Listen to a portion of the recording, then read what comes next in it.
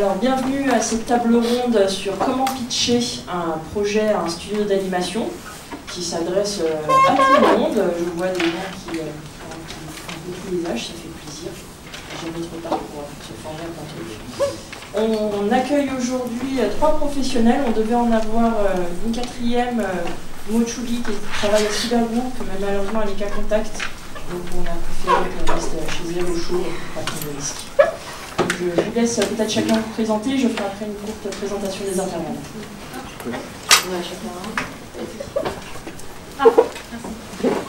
Donc bonjour, je m'appelle Emma David, je suis scénariste et formatrice en pitch et scénario sur la région d'Angoulême, dans une structure qui s'appelle Red Comet, qui forme également en storyboard. J'ai commencé en 2009, j'ai travaillé sur différentes productions, j'ai beaucoup travaillé avec Superprod notamment. Bonjour, Sarah Delmas, donc directrice des développements chez Folivary. Ça fait 6 bonnes années que j'y suis. Donc on produit essentiellement long métrage et séries. On travaille sur l'ensemble des développements de Folivary pour faire naître les scénarios, écrire des séries, etc. Et donc moi je suis Arthur Collignon, je travaille comme producteur et développeur chez Média Participation. Donc ça regroupe les labels de production Elix Anime Production, Dargaud Dupuis et Dargaud et Dupuis. Donc évidemment l'essentiel de mon travail c'est l'adaptation des grosses BD du groupe, et on fait aussi des productions originales. Et donc l'originalité chez Média Participation, c'est que les producteurs portent leur développement. Donc je suis aussi développeur. Donc cette double casquette est parfaite pour la conversation qu'on va avoir aujourd'hui. Juste n'hésitez pas à lever un peu la voix parce qu'on va être enregistré par Benoît de 3DVF. Merci Benoît de nous enregistrer et merci à 3DVF de bien vouloir nous prêter aussi le matériel parce que moi j'ai l'air. Et du coup voilà, n'hésitez pas à parler un peu fort, non seulement pour que tout le monde nous entende, mais pour que l'enregistrement se passe bien. Moi je m'appelle Claire Lefranc, dans le civil je suis chargée de production et je suis aussi la créatrice des intervalles qui travaille à, non pas former, mais à donner des clés aux travailleurs et aux travailleuses de l'animation pour de meilleures conditions de travail, mais aussi pour proposer différents types de contenus et peut-être améliorer aussi les types de contenus qu'on propose dans l'animation française. Donc, on fait un peu de tout et on recrute, venez chez nous, on est gentils. On va peut-être faire un rapide état des lieux des productions françaises sur ces 10 dernières années. Moi, je suis un peu basée sur les chiffres du CNC pour ça, sachant qu'on est un milieu qui est très prolifique, qui a vraiment explosé ces dernières années, tant en termes d'école que d'entreprise. Donc on est vraiment un milieu qui se porte très bien. Malgré le Covid, même ça a continué à grimper. Pour vous dire, sur ces 10 dernières années, donc 2010-2020, on a produit 206 séries, tout format confondu, de la capsule aux programmes un peu spéciaux comme les grandes vacances. Et on a produit aussi 82 et coproduit 82 longs métrages. C'est beaucoup. On est le 3e producteur mondial d'animation derrière le Japon et l'Amérique et les États-Unis. C'est assez important, donc c'est d'autant plus important de faire attention à nos conditions de travail, mais aussi à ce qu'on produit et à ce qu'on propose à notre public, majoritairement entre 6 et 10 ans. Et encore.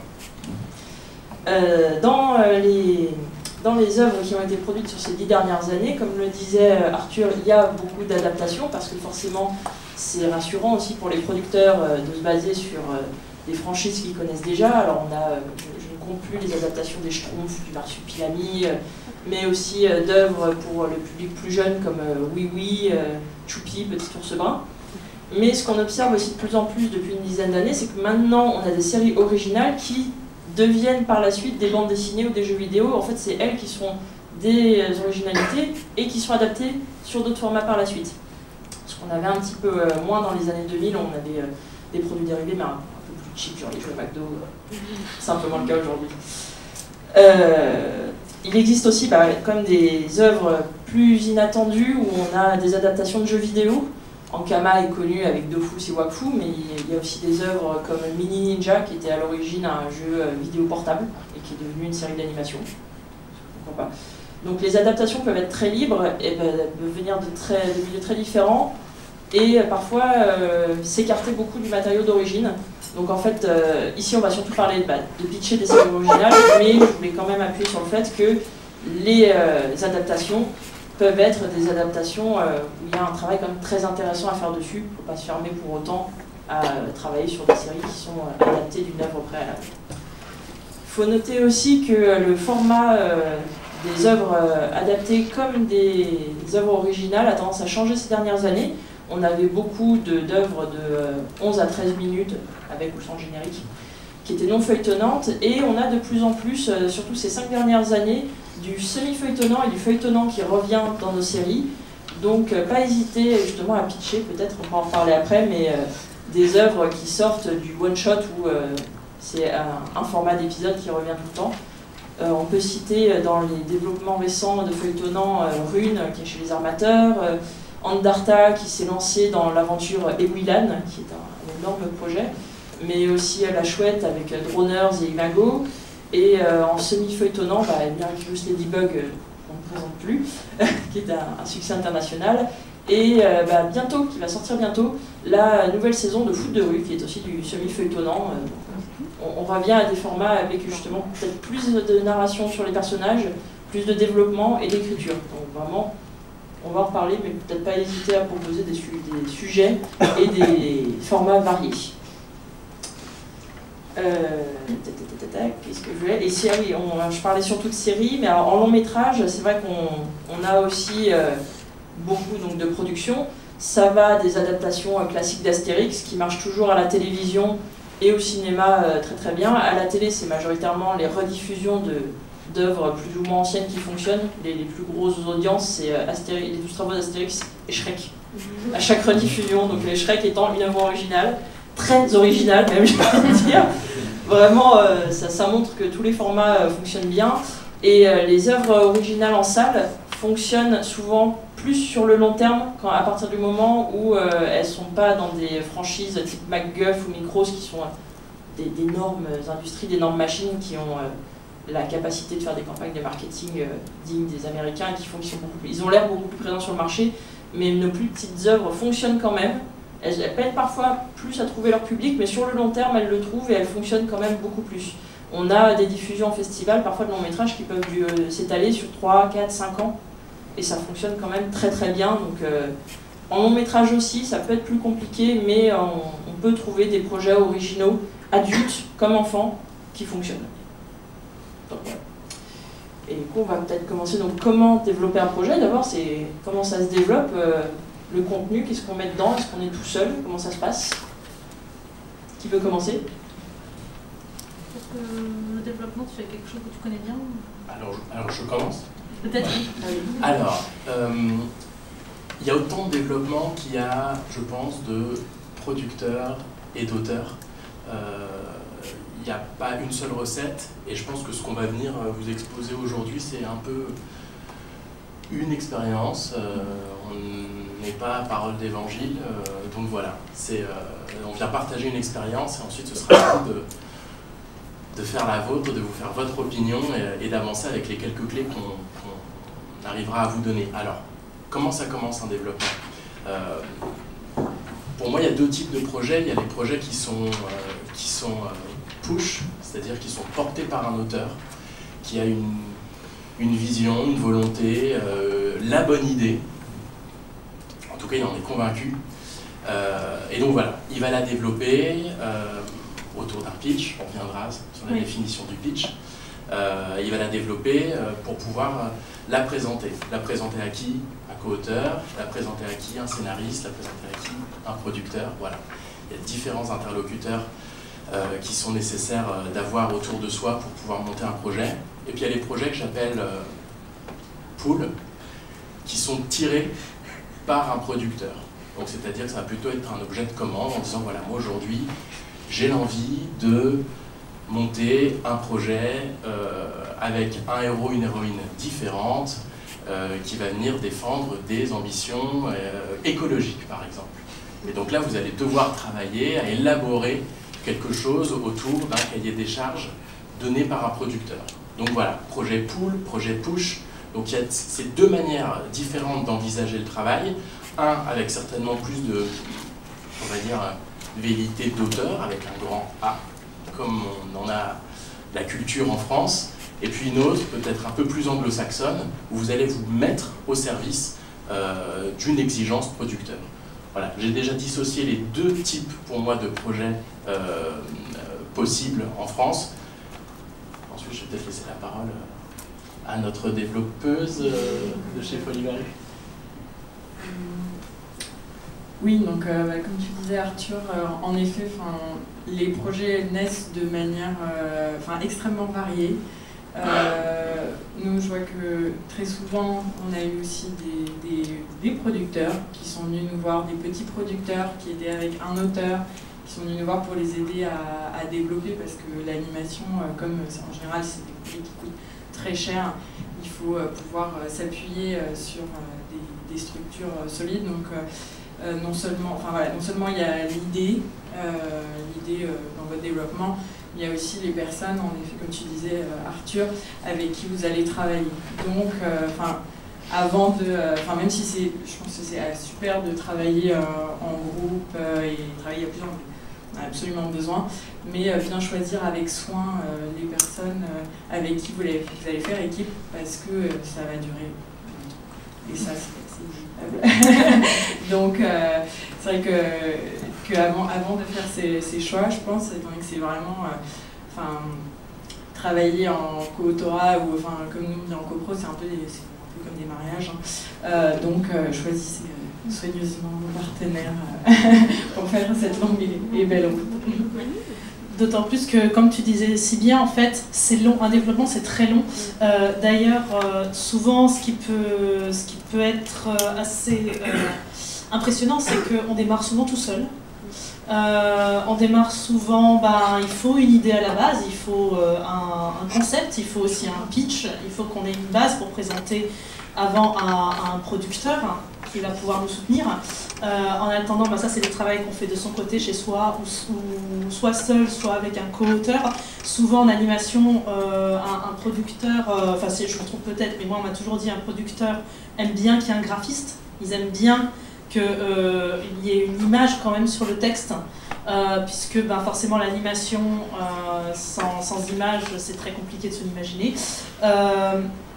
Donc voilà, c'est d'où l'importance d'être bien accompagné. Si on travaille à plusieurs, être sûr de la personne, comme tu disais, avec qui nous accompagne. Et même, j'irais même plus loin, c'est que quand on présente un projet, le présenter aussi au bon producteur. C'est-à-dire que tous les producteurs n'ont pas la même ligne éditoriale. Si par exemple vous faites un projet plutôt axé indépendant, film de festival, je sais pas, court-métrage par exemple, avec une patte graphique très particulière qui va s'adresser peut-être plus à un public ado-adulte. Il y a des boîtes qui vont être réceptives, il y en a d'autres qui vont l'être moins. Si vous arrivez avec un projet de série plus jeunesse ou grand public, c'est d'autres boîtes qui vont être séduites. Donc vraiment faire attention à la boîte à laquelle vous présentez votre projet. Voilà, bien vérifier la ligne éditoriale avant de le présenter. Et bien discuter avec le producteur pour être sûr que vous partagez une vision commune, ou alors que, même si ce n'est pas le cas, que la collaboration sera bonne. Voilà, il faut être sûr. Et donc le développement peut être long. Moi, pour vous donner un exemple, juste pour illustrer un peu ce dont on parle en termes de long, c'est il y a 7 ans, je travaillais chez Tinto. Ils avaient leur série Jet Armor qui était déjà dans les tiroirs, et là ils sont en train de boucler l'écriture, 7 ans après. Et c'était un gros projet de série. Tinto c'est un gros studio, mais oui, pour vous dire, justement ça peut mettre vraiment du temps à être développé, même quand on a trouvé le producteur. Mais justement, avant de trouver le producteur, c'est bien d'écrire dans sa chambre sur son PC, mais parfois on a besoin d'aide, typiquement pour chercher des gens. Donc qu'est-ce qui existe comme aide? Par exemple, est-ce qu'on pourrait parler peut-être des résidences d'écriture qui existent en France? Il y en a plusieurs et elles peuvent être utiles, d'autant que j'imagine que parmi ici, même de manière générale, les gens qui veulent développer des projets n'ont pas forcément pas forcément fait des études de scénariste. Donc il faut peut-être leur donner des clés, des lieux où ils peuvent aider à se développer. Alors, où est-ce qu'on peut trouver ces lieux? Alors moi j'ai une bonne nouvelle à ce propos, c'est que souvent en fait pour les résidences, ça s'adresse énormément à des gens qui dessinent en fait, qui sont plutôt graphistes. Et ce qui est vachement bien, c'est qu'en fait, souvent, ils sont accompagnés sur la phase d'écriture. Donc en fait, si vous arrivez avec un concept et que graphiquement, vous avez quelque chose qui se tient, en fait, il y a moyen de s'adresser justement à ces différentes résidences d'écriture. J'avais vu que tu avais fait un listing notamment de certaines résidences. Il y a l'abbaye Fontevraud qui est très connue en fait, qui avait d'ailleurs pendant un long moment accueilli Isao Takahata comme accompagnant, voilà, de son vivant, ce qui était une très belle opportunité pour les créatifs. Il y a aussi, je suis désolée, je les ai pas toutes en tête. il y a la Poudrière qui est très connue. Voilà, et qui est justement accessible notamment par des étudiants en fait, s'ils ont quelque chose, voilà, un projet qui les tient vraiment. Alors l'Agraphe, je trouve que c'est un endroit qui est vraiment très intéressant pour les scénaristes et même les graphistes, pour faire des bonnes rencontres justement si vous cherchez un collaborateur. Ils font régulièrement des speed dating sur Paris. Je crois qu'ils en ont fait sur Nantes aussi, ils en avaient fait sur Angoulême. Oui, il me semble que j'avais vu ça. Il commence à s'excentrer un petit peu. Bon, je ne sais pas si vous êtes tous parisiens, mais en tout cas à Paris, ils sont très actifs. Voilà. Il y a aussi la Nef Animation. Il y a Cyclic aussi, en effet. Cyclic, je ne connais pas trop, par contre. Cyclic, c'est vraiment une super résidence. Tous les retours qu'on a eu sur cette résidence sont assez dingues. Au début, la première fois qu'on a eu des gens qui sont allés là-bas, on s'est dit oulala, est-ce qu'ils ont aimé? En fait, à chaque fois, ils reviennent avec des étoiles dans les yeux. Ils veulent que repartir là-bas. Et en plus, pour les courts-métrages, je trouve que c'est vraiment super pour les auteurs parce que non seulement il y a une aide à l'écriture, mais vous pouvez en plus même aller demander une aide à la production que vous pouvez aller chercher seul en tant qu'auteur. Et ça, je peux vous dire que pour aller accrocher derrière un producteur, si vous avez déjà une aide à la production de Cyclic qui est non négligeable, c'est super sexy. J'en ai une en tête en fait, je cherche mon téléphone pour vérifier. Après, c'est vrai qu'il faut reconnaître, il y a pléthore de propositions et c'est une chance pour nous tous. Je pense notamment aussi au CEA, qui est le Conservatoire européen d'écriture audiovisuelle, qui est aujourd'hui, je pense, une des meilleures formations, qui reçoit le soutien de Netflix. Donc voilà, il y a cette logique de former les techniciens de l'écriture. C'est une technique, c'est quelque chose pour y être passé que je vous recommande vivement. Le CEA, ça marche très bien. Puis ensuite, il y a aussi des choses à l'échelle européenne. Je pense notamment à des formations comme Serialize, qui a quelques années maintenant et qui a pour ambition, voilà, de recruter dans toute l'Europe des inspirants scénaristes, des scénaristes plus ou moins confirmés, pour suivre pendant 1 an une formation dispensée par les meilleurs showrunners américains ou même des pays nordiques et scandinaves. On sait à quel point ils ont une maîtrise aussi du storytelling qui est admirable. Voilà, il y a énormément de possibilités, j'ai envie de dire. La plus grande difficulté pour vous, ça va être de faire votre choix, de voir laquelle correspond le plus à votre profil et ensuite de réussir à la décrocher. Il y a un super guide, si vous ne l'avez pas déjà vu, qui est disponible via disposition par le CNC, allez-y, fouillez. Et sinon, il y a une autre chose, je ne sais pas si je peux en parler, mais les séquences de pitch, que ce soit à Rennes ou que ce soit à Annecy, je pense que c'est vraiment, c'est une très bonne chose d'y aller. Il faut être bien préparé, évidemment, il faut s'entraîner. Durant les festivals, du coup. Oui, je pense que c'est vraiment une bonne chose pour se faire aussi remarquer. C'est une manière aussi de toucher un large panel de producteurs. Si en plus, parfois, c'est pas forcément évident pour vous d'identifier les lignes éditoriales, là, vous savez que vous allez avoir plein de personnes qui vont regarder et en fait, les personnes que ça va intéresser, qui vont être touchées par votre projet, viendront aussi vous voir. Donc c'est aussi une autre manière de faire les choses parce que aussi typiquement on ne devine pas forcément la ligne éditoriale et les sensibilités de chaque producteur. Typiquement Folie-Varie, on a à la base une ligne éditoriale qui identifie très jeunesse. On a produit La Fée des Robert. Je ne sais pas si vous avez des graphismes, mais c'est pas du tout pour les enfants, c'est pas du tout jeunesse. Et notre réalisatrice avec qui ça s'est super bien passé nous a dit, mais en fait, quand je me dis que c'est Folie Varie qui a produit ça, je m'y attendais pas du tout. Et alors qu'on est tombé amoureux du projet dès qu'on l'a vu, enfin moi dès que j'ai eu le dossier entre les mains, on était complètement dingue.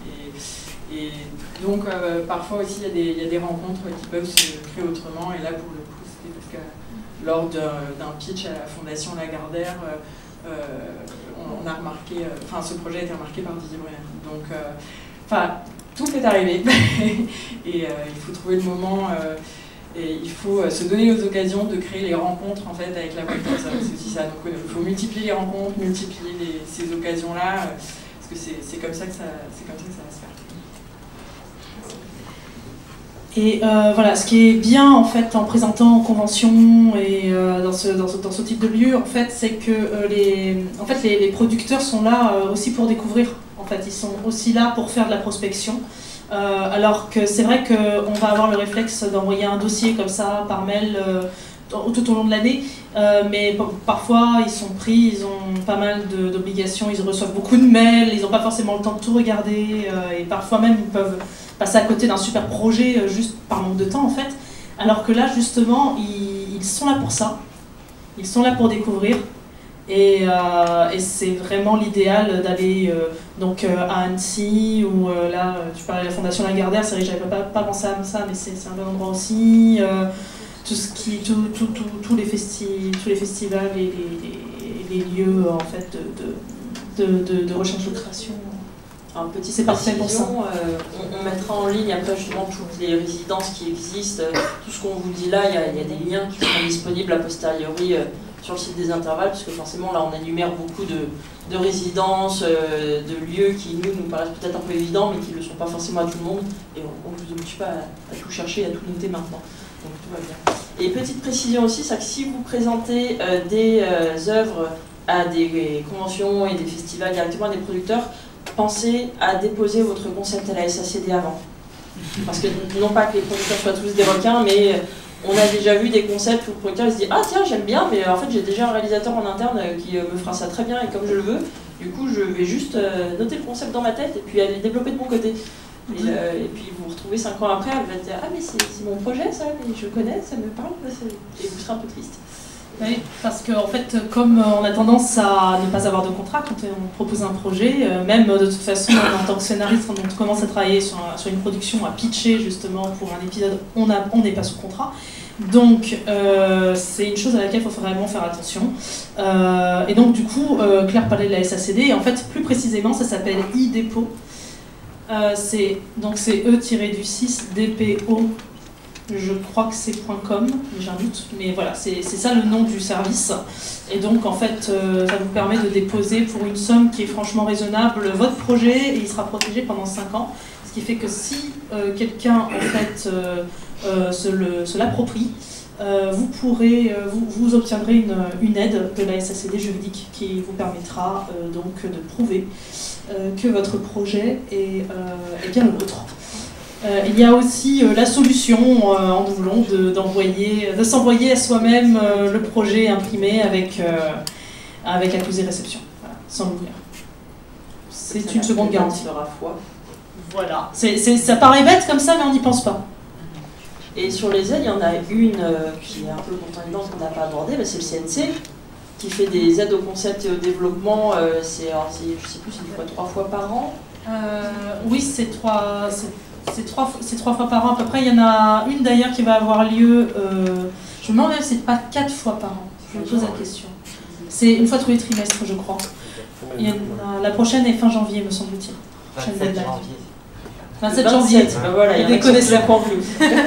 Et là vraiment, il ne faut pas hésiter à déposer des choses. Tous les projets ne seront pas pris, mais alors, si vous arrivez à décrocher une aide, que ce soit au concept ou au développement du CNC, là, clairement, c'est un énorme plus si vous allez voir un producteur derrière, parce que le producteur il se dit « Ah oui, si le CNC il a repéré ça, c'est que ça va potentiellement être beaucoup plus facile à vendre et à trouver des coproducteurs derrière. » Parce que Arthur pourra peut-être en reparler aussi, mais même une fois qu'on a trouvé un producteur, le producteur aura probablement envie de développer votre projet, il sera parti, bon, vous allez faire le développement avec vous, peut-être même jusqu'à un pilote, mais il ne va pas pouvoir produire la série tout seul.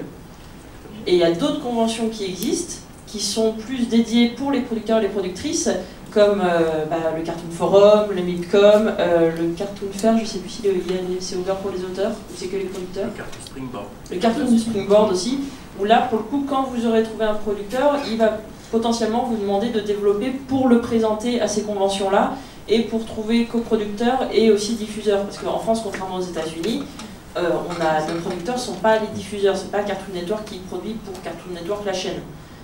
Nous, souvent, on a au moins 1 à 2 producteurs français, voire internationaux, et 1 à 2 diffuseurs français et internationaux, voire plus. J'ai fait des prods avec 4 diffuseurs et chacun qui donne son avis. C'est rigolo. Et du coup, on peut peut-être justement parler de ces conventions-là, comment ça se passe, une fois qu'on y arrive. Donc une fois que vous avez eu une très bonne idée, que vous avez réussi à bien vous entourer pour la faire émerger, faire que votre pitch puisse convaincre un producteur, on rentre dans ce qu'on appelle une phase de développement. Alors pour rebondir sur ce qu'on disait au tout début, en règle générale, les études montrent qu'entre un début de développement et une mise en antenne du programme, il faut 5 ans. Ça vous donne déjà une idée de la temporalité de nos métiers. On n'est pas dans du flux, on n'a pas une idée le matin et on la met à l'antenne le soir. C'est radicalement différent, même si ça a tendance à bouger, notamment avec des formats courts destinés à YouTube, au web ou aux plateformes, où on peut être dans une logique un peu différente. Mais voilà, c'est des temporalités qui sont longues, c'est ça l'animation. En règle générale, on va signer ce qu'on appelle une option, si l'idée est bien développée, ou un contrat vide, si au contraire l'idée est un peu embryonnaire et on va la développer ensemble avec le producteur. Et donc la première étape, c'est quoi? C'est effectivement de ce qu'on appelle développer une pitch bible, c'est-à-dire une bible réduite de 5 à 6 pages où on va essayer de résumer l'essence de votre projet, c'est-à-dire l'arène dans laquelle va se passer l'action, vos personnages principaux, les quelques-uns secondaires, et puis ensuite voilà, le concept de votre projet de série. Une fois que tout ça est fait, ça prend 1 à 2 années, hein. Ça peut prendre beaucoup plus longtemps, voilà. On va normalement avancer sur un teaser, c'est toujours très important de pouvoir mettre en mouvement, puisque on est quand même une industrie de l'audiovisuel, donc il faut sortir un petit peu du papier, du premier script et de la Bible pour voir un petit peu ce que ça donne en vrai, grandeur nature. Donc on va fabriquer un teaser entre 1 et 2 minutes, ça prend du temps, ça demande des équipes. Trouver le réalisateur idoine, trouver le bon border qui va donner la dynamique à ce teaser, bien sûr son écriture, puisque un teaser ça s'écrit, ça va être fabriqué, ça va être musiqué, donc il y a déjà une direction artistique qui va être induite par la musique, et puis ça va être présenté au marché. Vous voyez, donc tout ça, je le résume en une phrase, en réalité ça prend voilà, 1 à 2 années, et ensuite il y a la rencontre avec le marché. Et donc il y a différents salons, comme le disait Claire. Alors, on va dire que pour les... Là, je vais vous parler des salons professionnels. C'est des salons que vous allez visiter avec un producteur. Ce n'est pas quelque chose dans lequel un auteur peut, en solo, venir présenter. Il y a évidemment le Cartoon Forum. C'est un événement qui a lieu tous les ans, en septembre, et c'est certainement le plus gros rassemblement européen pour venir pitcher des séries. Vous avez 20 minutes, pas une de plus, pour devant un auditoire qui est composé de chaînes de télévision du monde entier, des éventuels coproducteurs, des éventuels studios prestataires, viennent voir votre pitch et l'idée c'est de pouvoir les convaincre du bien fondé de votre idée et de faire en sorte qu'ils veuillent s'associer au projet pour le financer, puisque c'est ça le sujet, c'est de dire voilà notre idée, voilà un petit peu ce qu'on imagine en faire une fois transposé en audiovisuel, accompagnez-nous. Donc on attend quoi? Que les chaînes de télévision puissent se retrouver préacheteurs des contenus, donc ça va venir participer à notre plan de financement, puisqu'il faut financer notre série. Une série coûte entre 6,5 millions et 12 millions d'euros, suivant le format, suivant le fait qu'elle soit en 3D ou en 2D. Voilà, ce sont des gros budgets. Donc on cherche des diffuseurs français et étrangers. Le diffuseur français reste essentiel dans notre écosystème en France, puisque c'est lui qui va déclencher à peu près l'ensemble des aides auxquelles notre milieu a droit, l'aide automatique, le crédit d'impôt, voilà, des aides européennes évidemment aussi. Ensuite, des partenaires européens, puisqu'on a la chance dans notre industrie de dessin animé d'être d'emblée une industrie internationale, c'est-à-dire qu'un programme purement français n'arrivera pas à émerger financièrement, donc il est d'emblée adressé à une audience internationale, et c'est ça qui est vraiment chouette. En tout cas, je pense, d'un point de vue auteur, ça ouvre vraiment les chakras et ça libère la créativité. Et puis, trouver alors, les autres partenaires, ça va être le distributeur, celui qui distribuera la série à l'international. Une fois qu'elle sera fabriquée, une fois qu'elle sera diffusée par les premiers préacheteurs, elle va être distribuée dans le monde entier, dans le cas d'une seconde fenêtre. Et puis, dans le cas du cinéma, distributeur salle en France ou à l'international. Donc voilà, le Cartoon Forum, pour ne citer que celui-là, sert à venir chercher les partenaires. Il est couvert par plusieurs journaux spécialisés, donc vous pouvez suivre en plus, merci, pardon. Et vous pouvez suivre sur différents journaux et sites ce qui est proposé pour aussi vous donner une idée de ce qui fonctionne et des styles de production qui ont déjà trouvé un producteur et qui cherchent du coup plus d'aide financière. Ça peut peut-être vous aider si vous cherchez justement, si vous ne savez pas trop où aller sur vos développements. Et donc oui, le Cartoon Movie, son pendant pour les longs métrages, c'est exactement la même logique. Mais je pense que c'est un élément que tu as pointé qui est très important, c'est la dimension internationale de notre secteur, beaucoup plus que la fiction, beaucoup plus. Enfin, le documentaire est assez international aussi, surtout quand il y a des animaux. Mais sinon, en animation, c'est vraiment très important. Et si vous n'y pensez pas dès votre concept, ça va être beaucoup plus compliqué. Nous, on reçoit vraiment beaucoup de propositions de projets chaque semaine, sachant qu'on lance peut-être 2 à 3 développements par an, on doit en recevoir 4 par semaine, pour vous donner d'idées. Donc voilà, je m'excuse déjà peut-être pour des personnes à qui pour toutes les personnes à qui je n'ai pas pu répondre, j'essaye en général, mais voilà. Mais donc pour vous dire typiquement, il y a des personnes que je rappelle en leur disant je trouve ça génial, c'est très beau d'avoir comme idée de faire une série avec de la langue des signes, avec une comédie musicale, mais à l'international ça va être une galère. La langue des signes, ça peut pas, chaque pays a la sienne. Donc en fait, s'il faut refaire, on m'a demandé, mais est-ce qu'on peut refaire l'animation des mains? Bon, Jacques Village,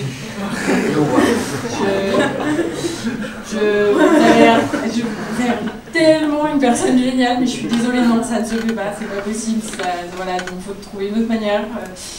Et typiquement, tout ce qui est un peu comédie musicale, c'est très ambitieux, ça peut être compliqué parce que faire des chansons qui fonctionnent bien, si vous en avez une par épisode, je ne dis pas que ça n'existe pas, mais c'est quand même des contraintes très fortes que vous posez dès le début.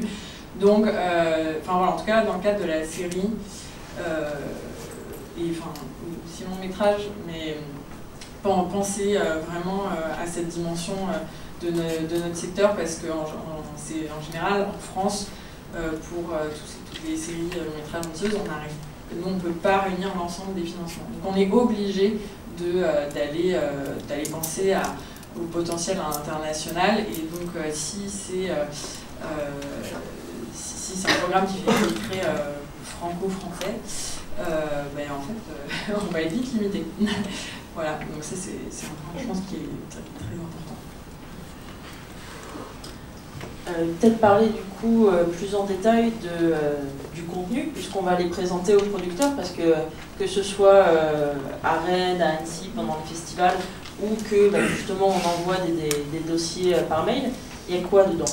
Et qu'est-ce qu'il vous faut, vous, déjà pour regarder, parce que c'est comme tout, le format, qu'est-ce qu'il faut qu'on présente en priorité, sous quelle forme? Est-ce qu'il y a des limitations à avoir? Est-ce qu'il y a des no-go directs, vous allez tomber dessus, vous allez dire non, ça ne va pas être possible? C'est quoi les petits tips qu'on peut récupérer? Je ne sais pas qui commence, mais bah, alors en fait, en tout cas, moi, de ce que je peux dire, d'expérience et de ce qu'on a pu me dire aussi, parce que j'ai fait des rencontres qui ont pu m'en parler, c'est en général ce qu'on aime bien dans un dossier, déjà, c'est qu'il ne soit pas trop long. Parce qu'un dossier, c'est triste à dire, mais voilà, un dossier, en fait, il faut qu'il soit lu rapidement, il faut qu'on comprenne rapidement ce qu'il y a dedans, et le potentiel, en fait, qu'il peut avoir. Voilà, voilà, je ne le répéterai jamais assez, on a des producteurs qui n'ont pas le temps. Il faut qu'ils puissent avoir le temps de regarder le dossier. C'est pas de leur faute, il ne faut pas leur en vouloir. Voilà, donc en fait, il faut que rapidement, ils puissent se dire, ce projet, il a l'air cool, j'ai envie d'y aller. Il faut qu'il ait un peu de cœur, quoi. Donc en fait, moi, on m'avait conseillé, et quand j'ai fait les dossiers, c'est ce que je faisais, 10 pages, voilà, environ. 10 pages même max, j'ai envie de dire. Voilà, parce que dans ce dossier, il faut qu'il soit très illustré pour donner envie. Voilà, comme je le disais tout à l'heure, c'est de l'animation, donc en fait, on aime avoir une idée graphiquement de ce que ça donne, quand même. Pour ce qui est du contenu écrit, on aime bien avoir, je dirais, un espèce de résumé en fait de ce qu'est la série dans son concept en fait. Donc en gros les grandes lignes en fait de votre série dans son essence, mais on peut aussi avoir, si vous voulez faire du feuilletonnant ou du semi-feuilletonnant, pour le coup un pitch. De votre ligne rouge, enfin de votre fil rouge, pardon, je vais y arriver, de votre fil rouge en fait, qui va vraiment résumer toute l'histoire de votre série, ce qui peut être très important pour un producteur s'il se lance dans ce type de programme. C'est pas comme quand on fait des séries épisodiques où c'est un one-shot à chaque épisode. Il faut une présentation des personnages principaux, vraiment principaux. Il faut aussi quelques idées en fait d'épisodes, les lieux aussi récurrents, voilà, où se passe la série. Et aussi, ce qui est extrêmement important, c'est une note d'intention. Il faut absolument que vous ayez une note d'intention. Donc, qu'est-ce que c'est? En fait, c'est un texte où vous allez expliquer pourquoi ce projet. Qu'est-ce que vous voulez transmettre avec ce projet? Parce qu'un projet, en fait, vous transmettez toujours un message, une part de vous-même dedans. Et ça, c'est extrêmement important. C'est extrêmement important pour un producteur, notamment pour la collaboration, pour bien se comprendre sur les axes qu'on veut donner au projet. C'est aussi l'audience. C'est le parti pré-graphique, parce que c'est important d'en parler. Donc ça c'est vraiment, je pense que je vous laisserai développer aussi de votre côté parce que je pense que vous avez des attentes particulières au niveau de la note d'intention. Mais voilà, ça c'est un élément qui est extrêmement important. Et je dirais que c'est vraiment, moi de ce qu'on m'a dit et de ce que j'ai fait, c'est ce qu'on attend d'un dossier, c'est simplement ces éléments-là, c'est les plus importants. Alors, je reprends la parole une seconde. C'est vrai que tout le paradoxe de cette phase de rencontre entre votre projet et le producteur, c'est que on a quand même vocation en tant que producteur de voir le point d'intérêt d'un projet, ensuite de vous accompagner à le développer. Donc, il n'a pas vocation à être parfait, parce que sinon on ne servira à rien. Et d'ailleurs, et tout à fait, mais le producteur, c'est vrai qu'au sens... on s'imagine souvent le producteur, un petit peu l'image d'Épinal du producteur avec son cigare dans son magnifique bureau à la Warner, qui n'est là que pour donner l'argent. En réalité, aujourd'hui, le producteur n'est pas là pour donner l'argent, il est là pour repérer un projet qui rentre en synergie avec un marché et venir le financer et le développer. Il ne vient pas le financer avec ses propres fonds. Il va devoir aller convaincre, de par son intérêt éditorial et graphique, de faire venir à bord des partenaires, des chaînes, des distributeurs. Donc le producteur, il sert surtout à ça, en réalité. Donc ça, vous voyez, ça fait varier un petit peu l'image qu'on attend du producteur. Mais voilà, là où je voulais rebondir sur ce qui a été dit, c'est que je pense que c'est pas rédhibitoire qu'il n'y ait pas de développement graphique. Moi, je nuance. Parce que, pour citer un petit peu notre Alfred Hitchcock préféré, il avait dit qu'il y avait 3 choses essentielles dans un projet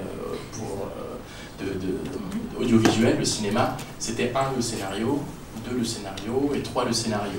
Et c'est vrai que tu me diras ce que tu en penses, mais aujourd'hui quand on va pitcher, que ce soit en chaîne historique ou avec les nouvelles plateformes, Netflix, Amazon, Disney+, le graphisme à ce stade, il s'en contrefout dans les premiers rendez-vous, il s'en contrefiche.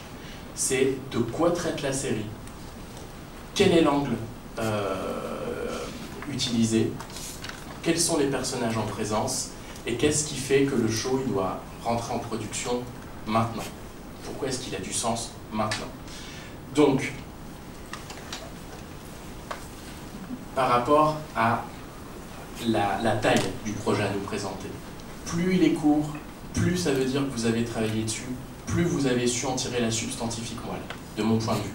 Sur un premier rendez-vous, qu'il soit à l'oral pendant un festival, ou sur un premier mail dans lequel vous sollicitez un rendez-vous, le plus court, c'est le mieux. Il n'y a rien de plus compliqué pour moi que d'obtenir quelque chose de simple. Obtenir quelque chose de simple, c'est le fruit d'un énorme travail. Mettre en forme, tailler dans le vif, soigner un enchaînement, ça c'est compliqué. Le volume, pour moi, c'est presque la preuve qu'il n'y a pas eu suffisamment de travail. Donc moi, je vous encourage à tirer la substantifique moelle de votre projet. En tout cas, pour le premier contact avec le producteur, la productrice. Ensuite, vous aurez tout loisir, si vous avez réussi à les attraper, de développer. Parce qu'évidemment, quand on doit pondre 26 x 26 minutes, 52 x 11 épisodes, il faut de la matière. Donc il faut développer l'arène, il faut développer les décors principaux, il faut développer la backstory de tous nos personnages, des personnages secondaires, pour pouvoir créer le feuilletonnant, pour pouvoir créer les plots A, plots B, vous connaissez tout ça. Mais avant tout ça, avant de vous lancer dans le grand saut, qui est colossal, c'est très dur de... Enfin, on est dans une industrie aussi collaborative. C'est certainement une des industries les plus collaboratives qui soit. L'auteur tout seul avec son crayon, moi je n'y crois pas. Moi je crois à la writer's room, je crois au moins au duo d'auteurs qui ping-pong, qui avancent, qui se corrigent, qui se contredisent, qui s'engueulent, qui finalement trouvent le compromis. C'est ça en fait notre travail. Donc voilà, moi je vous encourage à être bref, efficace et fulgurant. Alors, on ne vous demande pas d'enfiler un costume avec une cape. Hein. Alors en fait, juste pour expliquer, moi là où je parlais de graphisme, c'est parce qu'en fait c'était quelqu'un qui avait l'habitude de déposer des dossiers, que j'avais rencontré un type qui m'avait dit ça. Voilà. Mais c'est intéressant. D'ailleurs, je ne sais pas ce que tu en penses. Voilà. Alors je nuancerai. Ça dépend. C'est un peu... moi ça va être un petit peu drôle. Parce que, en effet, je suis d'accord, c'est le concept ou l'histoire, le scénario, comme on dit, comme on veut, mais c'est ça la colonne vertébrale de la série, du film, de ce que vous voulez raconter. Et donc, si il y a un graphisme qui va avec, où ça fait sens, c'est génial. Mais en fait, souvent aussi, ce qui peut arriver, c'est que les personnes qui vont développer une série, un concept, en fait, ils vont aller chercher les créateurs graphiques qu'ils connaissent, ou leurs copains. Et en fait, c'est un peu qui tout double, parce que soit vous avez la chance d'avoir un super copain, une super copine qui a le style graphique qui correspond, même si c'est pas vous qui l'avez créé, ou d'avoir un style graphique qui correspond exactement, ça fait sens, c'est génial, les deux se répondent, c'est super. Mais en fait, c'est pas toujours le cas. Et donc ça, c'est pas évident parce que nous, quand on peut recevoir parfois des projets où on trouve que conceptuellement, c'est top, mais graphiquement, ça tient pas. Ou inversement. Donc, ça peut être un risque à prendre. Ça dépend si vous êtes convaincu que cette personne-là saura donner vie au personnage, etc. Super. Mais voilà, c'est un peu qui tout double. Oui, parce que si je comprends bien, en fait, quand on envoie un dossier ou qu'on va présenter un projet à un producteur, une productrice, en fait, il faut se mettre à sa place et se dire qu'est-ce qu'il attend et qu'est-ce qu'il a envie d'entendre. Même si c'est notre projet à nous, il faut qu'on arrive à se mettre dans les chaussures du producteur et de se dire qu'est-ce que lui il attend. Il faut toujours faire ça, et nous, c'est ce qu'on fait en permanence, en fait, à chaque fois que vous avez votre projet, demandez-vous à qui vous êtes en train de parler, renseignez-vous sur les personnes que vous allez rencontrer. Je sais pas, regardez s'il n'y a pas des vidéos de ces gens qui traînent sur Internet pour savoir qu'est-ce qui les intéresse, en fait, c'est qui, à qui je vais parler, sur quoi ils ont déjà bossé. Enfin voilà, parce que non seulement vous allez vendre votre projet, mais en fait, il faut savoir qu'est-ce qui va faire, comment est-ce que je vais faire vibrer la personne en face de moi. Enfin, en fait, c'est ça aussi. Non seulement, en effet, on cherche on doit chercher la correspondance entre les projets et le marché, mais en fait, comme ça dure très longtemps, il faut qu'on ait l'envie. Enfin, nous, il y a des projets sur lesquels on est en développement depuis 6 ans. On a livré des films qui avaient... Bon, on n'avait pas commencé le développement, mais qui ont tout pris 13 ans, je pense. Voilà. Donc, ça, les gens, enfin les producteurs, ils savent qu'ils vont s'engager avec vous pendant longtemps. Donc, il faut leur donner envie de faire ce chemin avec vous, quoi. Surtout, j'imagine, si c'est des projets un petit peu originaux, dans le sens où c'est des sujets qui sont pas des thèmes pas très abordés encore en animation, c'est d'autant plus important de se mettre à la place du producteur qui connaît peut-être rien du tout au thème que vous allez aborder. Donc si la morale, je sais pas, hein, il peut peut-être y avoir des trucs super disruptifs comme on dirait au gouvernement, mais si votre morale de série c'est cramer le patriarcat, bah, vous n'allez pas pouvoir le présenter comme ça, je suppose, à un producteur, ça va être un peu compliqué.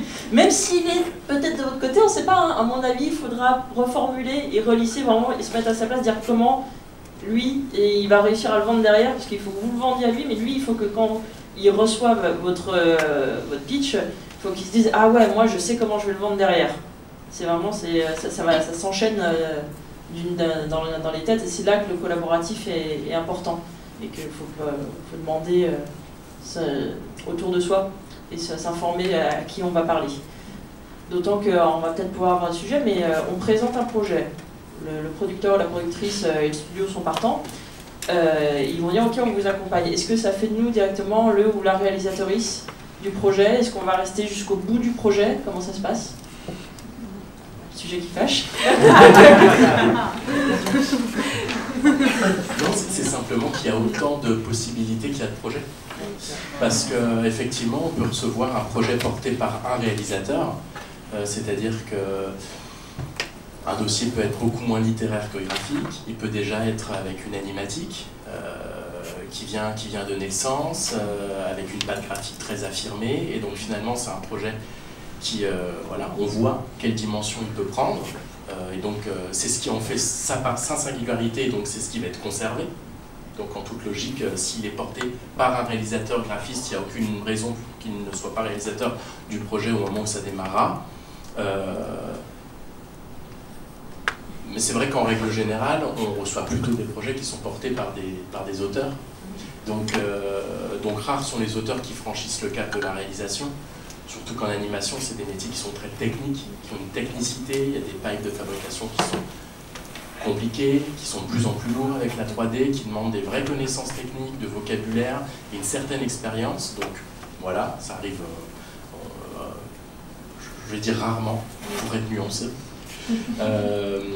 Et sinon, quand on vient présenter un projet, c'est vrai que la plupart des contrats stipulent que le producteur peut vous adjoindre un co-auteur suivant la manière dont les choses évoluent. Qu'est-ce que ça veut dire? Ça veut dire qu'effectivement, vous pouvez à un moment donné ne plus être seul maître à bord dans le développement de la série. C'est une réalité. Voilà. Maintenant, en règle générale, s'il y a un coup de cœur avec un producteur, c'est pour le filer jusqu'au bout. Ou alors le développement s'arrête, s'achève à un moment donné. Mais voilà. Je pense qu'il faut... C'est une histoire de confiance. Monter un projet, c'est une histoire de connivence, de confiance. Comme on vous l'a dit, ça dure longtemps. Donc je pense que si vous y allez, il faut y aller en confiance. C'est parce que vous sentez que c'est la bonne personne, le bon interlocuteur que vous avez en face de vous. Oui, c'est vrai qu'on a rarement des réalisateurs qui viennent nous présenter le projet, à part pour les courts-métrages. C'est en fait, c'est à peu près les seuls pour lesquels il y a souvent, c'est une seule et même personne qui va faire le scénario, le graphisme ou la réalisation. Mais sinon, je pense que c'est vraiment pas... c'est normal, c'est des métiers aussi assez...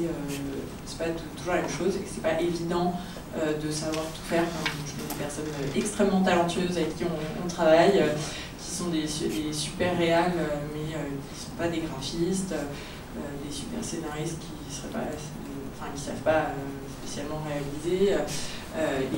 Je pense qu'il faut tous et toutes aussi savoir être un peu humble et connaître ses forces et ses faiblesses, quoi. Il n'y a pas de honte à ça. Et après, dans l'autre sens, peut-être aussi, il faut clairement se départir de son syndrome de l'imposteur. Si vous voulez présenter un projet, il faut y croire à 200% et pas se dire je suis pas capable ou je saurais pas et hésiter. Vous y croyez, que vous pensiez le réaliser ou pas, que vous souhaitiez peut-être être juste à l'écriture dessus ou sur le développement et ensuite le travailler avec un co-auteur ou même un ou une réalisatrice à côté. Il faut que vous le sentiez jusqu'au bout, ça clairement, et que vous puissiez le défendre justement aussi auprès des personnes avec qui vous allez travailler ensuite, que ce soit le producteur, le co-auteur, le ou la réalisatrice.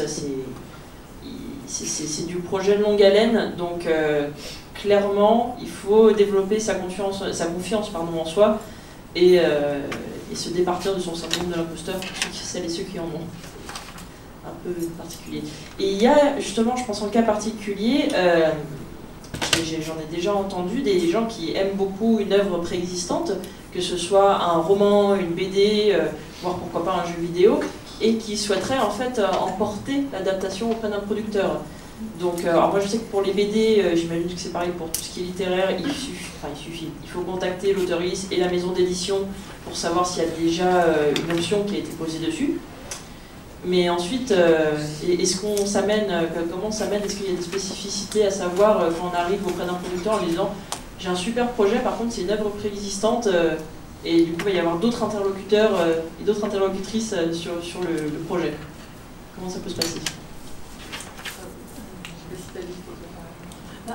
En fait, moi j'ai pas été dans ce cas-là. Mais moi, on m'a déjà présenté, c'est déjà arrivé. Je sais que je connais des auteurs qui ont déjà eu même des espèces d'options un peu à titre gracieux. Voilà, aussi parce que c'est des très bonnes scénaristes. Et qui m'ont pitché un projet comme ça. Donc après, c'est vrai que nous, on sait dans ce cas-là qu'on va se rapprocher de tel éditeur après pour négocier les droits. Donc après, ça va aussi un peu dépendre de nous, notre relation. Potentiellement, déjà si l'œuvre nous plaît, si les personnes qui nous présentent ont envie de travailler, ça va être un gros plus. Mais après, c'est à nous de faire notre boulot de producteur. Et d'aller négocier, quoi. Mais complètement c'est possible, hein, ça faut pas se... Après c'est vrai que les options sont vite mises sur les bons livres, des bonnes BD, faut aller très vite. Oui, et c'est souvent ce qui fait la différence entre des structures très installées où on sait en amont ce qui va sortir, on a parfois la possibilité de lire en amont avant les sorties libraires des BD ou des romans, ce qui fait que quand ça arrive sur le marché et qu'un auteur aurait envie de se l'approprier pour X ou Y raison, il est parfois déjà optionné. Donc ça c'est tout un travail. Par contre, moi l'expérience que je peux avoir chez Média Participation, c'est effectivement des auteurs qui ont eu des idées assez pertinentes en nous disant, ben voilà, ça fait longtemps qu'on n'a pas vu, je dis n'importe quoi, Michel Vaillant par exemple, à l'antenne. Ben moi j'ai une idée, j'ai une très bonne idée pour le mettre en 2021, pour trouver un axe qui parle à la jeunesse d'aujourd'hui, et voilà ce que j'ai pu imaginer. Finalement, voilà, ça c'est quelque chose qui peut faire écho chez un producteur, notamment chez Média Participation, qui est un producteur qui est aussi éditeur, et de se dire « Ah, bon, on n'y avait pas pensé, effectivement, mais c'est quelque chose qui est digne d'intérêt, sur lequel on va avancer. » Donc vous voyez, ça, c'est aussi des possibilités. Mais ça reste très touchy parce que au moment où vous pouvez avoir une idée sur une licence, une IP qui est déjà très installée, peut-être un petit peu ancienne, vous ne savez pas ce ce qui se passe en coulisses sur ce héros. Est-ce qu'il est déjà en train d'être pensé? Est-ce qu'il est déjà optionné? Voilà, il y a un risque, mais c'est aussi une possibilité. C'est de venir avec une idée chez un éditeur en disant voilà, un éditeur, un producteur, et voilà ce que j'imagine pour dépoussiérer Michel Vaillant. Et dans ces cas-là, on travaille aussi directement ou indirectement dès le développement avec l'auteurice originale. Quand on prend une réalisation, on va voir, on fait salut, j'aime bien ton projet, j'ai envie d'en faire un film. Bosse avec moi, ou juste je vais proposer directement à ton éditeur de prendre l'option dessus. Même une fois en prod, une fois qu'on a le producteur, est-ce que on va devoir partager en fait le rôle de réal ou d'auteurice avec la personne qui a créé vraiment au début? Pas toujours? Ça dépend. En fait, c'est un peu toujours la même réponse, c'est ça dépend. Si, ça marche. Si, vas-y.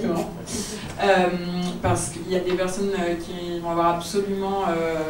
déjà, il y a des auteurs qui ont déjà travaillé dans l'audiovisuel et donc qui vont dire oui, moi aussi, je veux participer à la création de cette série. Il y en a d'autres que ça ne va pas du tout intéresser parce qu'ils ont déjà 50 milliards de trucs dans leur vie. Donc en fait, ils vont faire très bien...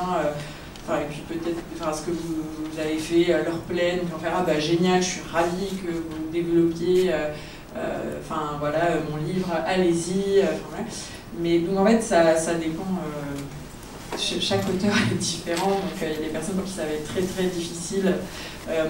Ça peut être leur bébé sur lequel vous avez envie de faire avec lequel vous avez envie de faire une série, donc attention.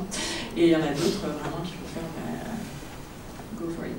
Vraiment, il n'y a pas de règle. Après, c'est vrai que moi d'expérience, même en production originale, parfois ça peut être le bébé du producteur aussi. Le producteur peut tellement s'approprier le projet qu'il se dit mais en fait il va être toujours au-dessus de votre épaule derrière pour bosser avec vous. Donc il faut vraiment vous attendre à travailler en commun. Certes, il faut avoir foi en votre projet d'un bout à l'autre, mais il va falloir le partager. Même si en France on est très l'auteur roi, le réalisateur roi, merci la nouvelle vague, il faut quand même savoir partager un peu le tout. Disons qu'en fait, c'est pas en pratique, le producteur a aussi une âme de créateur en fait. Il a envie en fait de produire ce qu'il aimerait en fait faire d'une certaine façon, et c'est pour ça que c'est une collaboration en fait quand on s'engage avec un producteur. Il y a une notion qui est centrale chez les anglo-saxons, c'est le one vision. C'est-à-dire que du point de départ jusqu'à la livraison, les équipes ne vont faire que croître. Au départ, il y a un auteur, 2 auteurs qui vont ensuite s'associer à un producteur et une première core team, la team cœur, avec un directeur artistique, un réalisateur. Et donc voilà, c'est une petite équipe artisanale qui va poser les fondamentaux de votre projet. Puis ensuite, ça va encore s'étirer, s'industrialiser pour arriver à des équipes parfois de 100, 150 personnes qui vont fabriquer la série. Que ce soit des animateurs, graphistes, recherche et développement, les ingénieurs informaticiens, les comédiens de doublage, direction de plateau. Vous voyez, c'est des très très grosses machines. Et pour moi, ce qui fait la différence entre un projet qui arrivera à tenir sa fulgurance du début jusqu'à la fin, j'en reviens à ce terme de fulgurance, c'est de continuellement réussir à partager le one vision, c'est-à-dire que cette équipe cœur qui a à peu près la même idée de ce que doit être le projet, puisque ça se cristallise à un moment donné, le producteur dit ok, je suis d'accord avec ce qui a été proposé, ça me parle, ça va être comme ça, ok, on se comprend, voilà, l'idée est là, elle est cristallisée, il va falloir réussir à garder cette cohérence, cette compréhension, cette vision commune, ce one vision, jusqu'au bout, pour garder en cohérence et en limpidité du propos. Voilà, Claire. Et peut-être, je me dis sur le contenu, vu que Emma est formatrice, est-ce qu'on pourrait donner peut-être quelques détails de tes super PDF que tu vas proposer en formation, ou est-ce que ça appartient à Red Comet et on n'a pas le droit de regarder si on ne donne pas la thune? Sachant que les formations, mais les formations, elles peuvent être entièrement prises en compte notamment par Pôle emploi, votre compte CPF, donc le compte formation professionnelle, et par l'AFDAS. Donc même si vous voyez parfois passer notamment sur nos groupes professionnels Facebook des formations qui coûtent entre 2 000 et 5 000 euros, elles peuvent intégralement être prises en compte. Donc vraiment pas hésiter à regarder, d'ailleurs on fasse un tuto là-dessus avec les intervalles, je pense dans les semaines à venir, sur comment accéder aux différentes formations existantes. Parce qu'on est en plus dans un milieu, on l'a dit, qui évolue très vite, et il faut se tenir un petit peu au courant de manière générale sur comment ça évolue, mais on peut aussi évoluer en dehors de sa spécialité d'origine. Par exemple, vous êtes, je sais pas, cara designer, et puis vous avez envie de vous lancer un peu dans l'anime 2D, bah, vous avez des formations anime 2D, ou à l'inverse, vous êtes décorateur, il y a aussi des formations storyboard qui existent. Donc vraiment, pas hésiter à regarder, à chercher et à se renseigner. C'était la pub pour Red Comet. Merci beaucoup, je n'aurais pas fait mieux. Du coup, pour ce qui est des documents, on peut regarder rapidement certains points du document, oui, éventuellement, pour parler un petit peu du contenu, en fait, qu'il pourrait y avoir dans un pitch. Éventuellement, je te dirais quelle page pourrait m'intéresser. Si tu descends, ça, je pense qu'on a... Enfin, je sais pas si c'est... Ça, je pourrais en parler à l'oral éventuellement. Tu peux descendre un petit peu si tu veux. Sinon, oui, tu peux... Ça, éventuellement, tu pourrais laisser. En fait, voilà. Il faut faire attention, en fait, quand on écrit un pitch, en fait.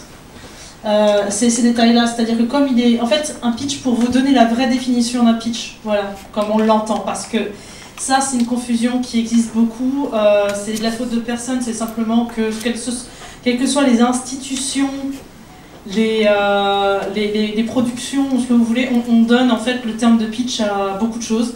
Alors, le terme de pitch, en fait, dont on va parler nous, c'est un résumé en une page de votre projet complet. Voilà, c'est vraiment, c'est-à-dire vous avez le début, vous avez les grands axes principaux de votre projet, vous avez la fin. Vous avez tout le contenu. Le but, en fait, d'écrire ce pitch-là, tout d'abord pour vous, en fait, pour vous assurer, en fait, que vous avez une ligne directrice qui est claire, qui est, même pour vous-même, en fait, et être sûr que votre fil rouge sera cohérent du début à la fin de votre processus d'écriture. Tu as dit un truc qui était très intéressant tout à l'heure. Tu as dit que, en fait, un texte qui est court, c'est un texte qui a été extrêmement travaillé. Là, le pitch, on est carrément là-dedans. C'est-à-dire qu'en fait, vous allez sortir la substance de votre projet, ce qui en est le plus important, en fait.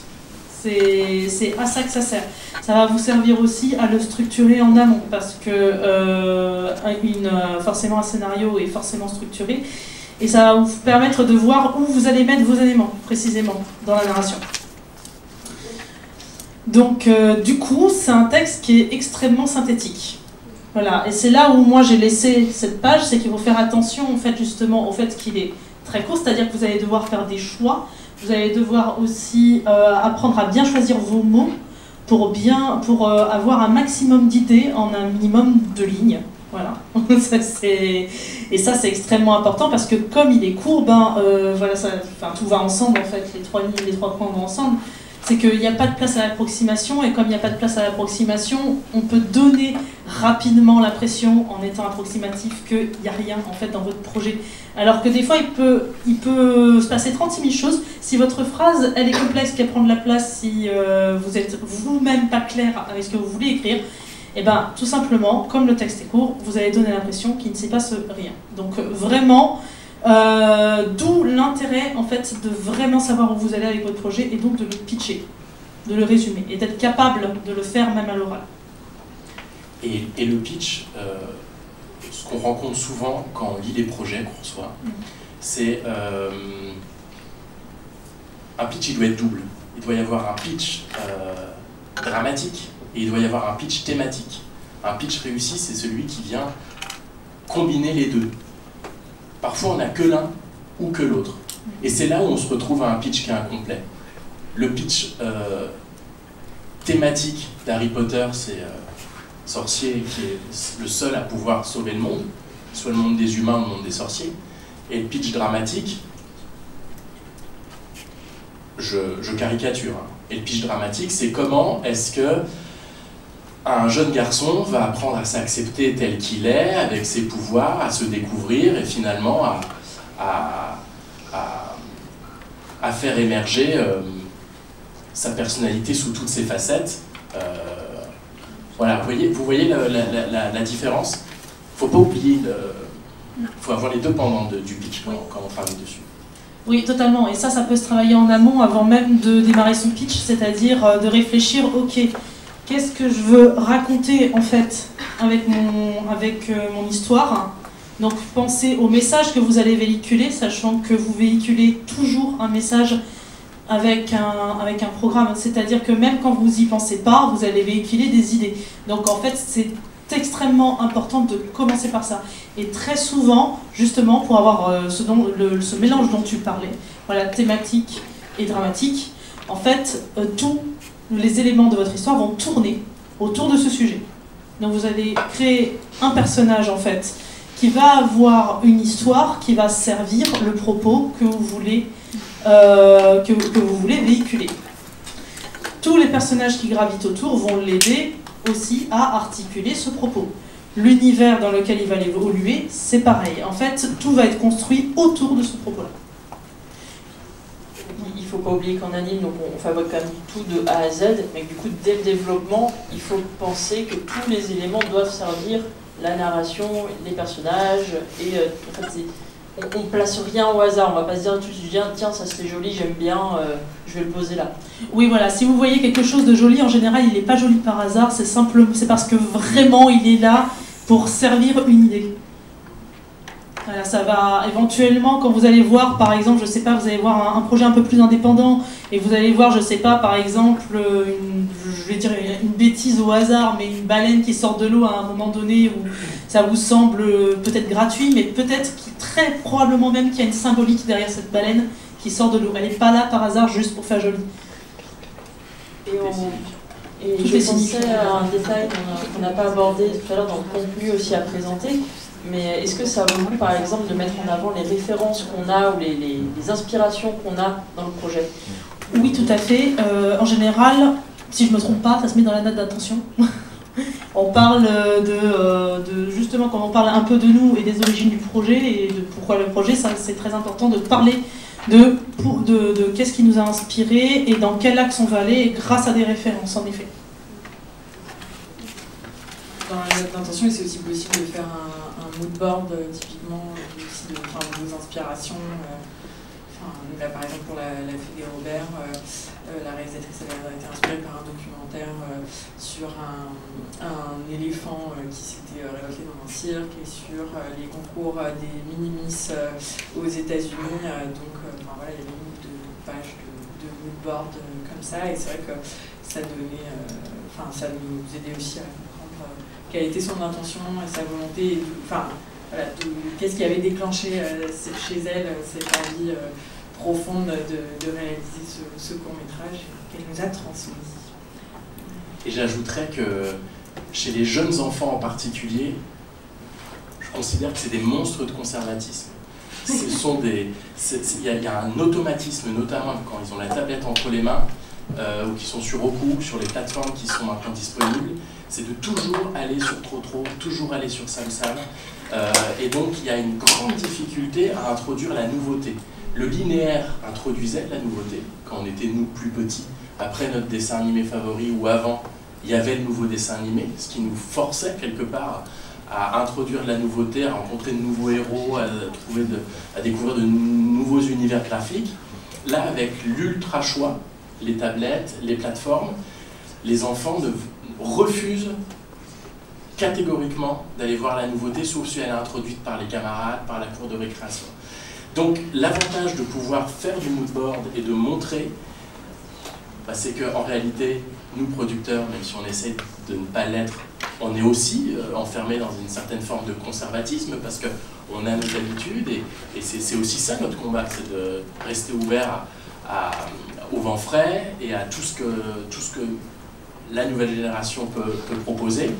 Et puis ensuite, triple détente, aller convaincre les diffuseurs qui eux aussi de fait sont extrêmement conservateurs dans la logique où ils doivent rentrer étroitement dans les goûts attendus par les enfants qui, eux, sont très conservateurs. Donc le mood board, c'est le meilleur moyen, effectivement, de donner des clés, de donner des pistes à votre interlocuteur sur vos intentions. Là où moi, je vous encourage à travailler de cette manière-là, c'est de dire c'est quand Miraculous rencontre les Tortues Ninja. Moi, ce que j'aime, c'est quand vous, déjà, dans des choses très établies, des codes très établis, des références que tout le monde a, vous introduisez le twist. Parce que c'est dans le twist, c'est dans la rencontre que l'idée fraîche va émerger et que finalement votre bonne idée se cristallise. Après, là, ça c'est le cas pour majoritairement des séries et de la jeunesse. Si vous avez envie de développer d'autres projets, je pense par exemple en ce moment à Kepsifung qui développe une série chez les astronautes sur les questions d'identité de genre. Un truc qu'on a en soi, on l'a jamais vu, même je crois en France, dans le PAF, la seule série qui a déjà parlé de transidentité, je crois c'est la plus belle Lali. Mais en anime, on n'en a jamais parlé, mais Kelsey a quand même réussi à trouver un producteur, et là, ils sont en docteur, et ça a réussi à avancer. Donc même si vos sujets peuvent paraître un peu inattendus, il faut savoir s'y tenir, il faut savoir présenter, ça peut traîner, et il ne faut pas rester sur un nom définitif, on va dire il n'y a pas la cible ou quoi. Vous pouvez aussi peut-être pousser pour trouver la cible. Moi je sais que par exemple avec les intervalles, un des sujets sur lesquels je reste beaucoup, c'est sur Cara Design, sur les stéréotypes notamment genrés et raciaux dans Cara Design, et bien parce que justement on a beaucoup de biais qui font qu'on ne les remet pas en question et qu'on ne réfléchit pas à ce qu'on veut proposer. Si vous avez envie de proposer autre chose, ce sera à vous justement de prouver, de dire ok, ça n'existe pas jusqu'à présent, mais ça ne veut pas dire que ça ne peut pas marcher. Et il peut y avoir des exemples de séries où justement il y a des choses qu'on n'avait jamais vues avant. Regardez Steven Universe aux États-Unis, qui a un casting majoritairement lesbien, des personnages non binaires, il y a un mariage dedans. Merde, j'ai spoilé. Pas au montage. Désolé.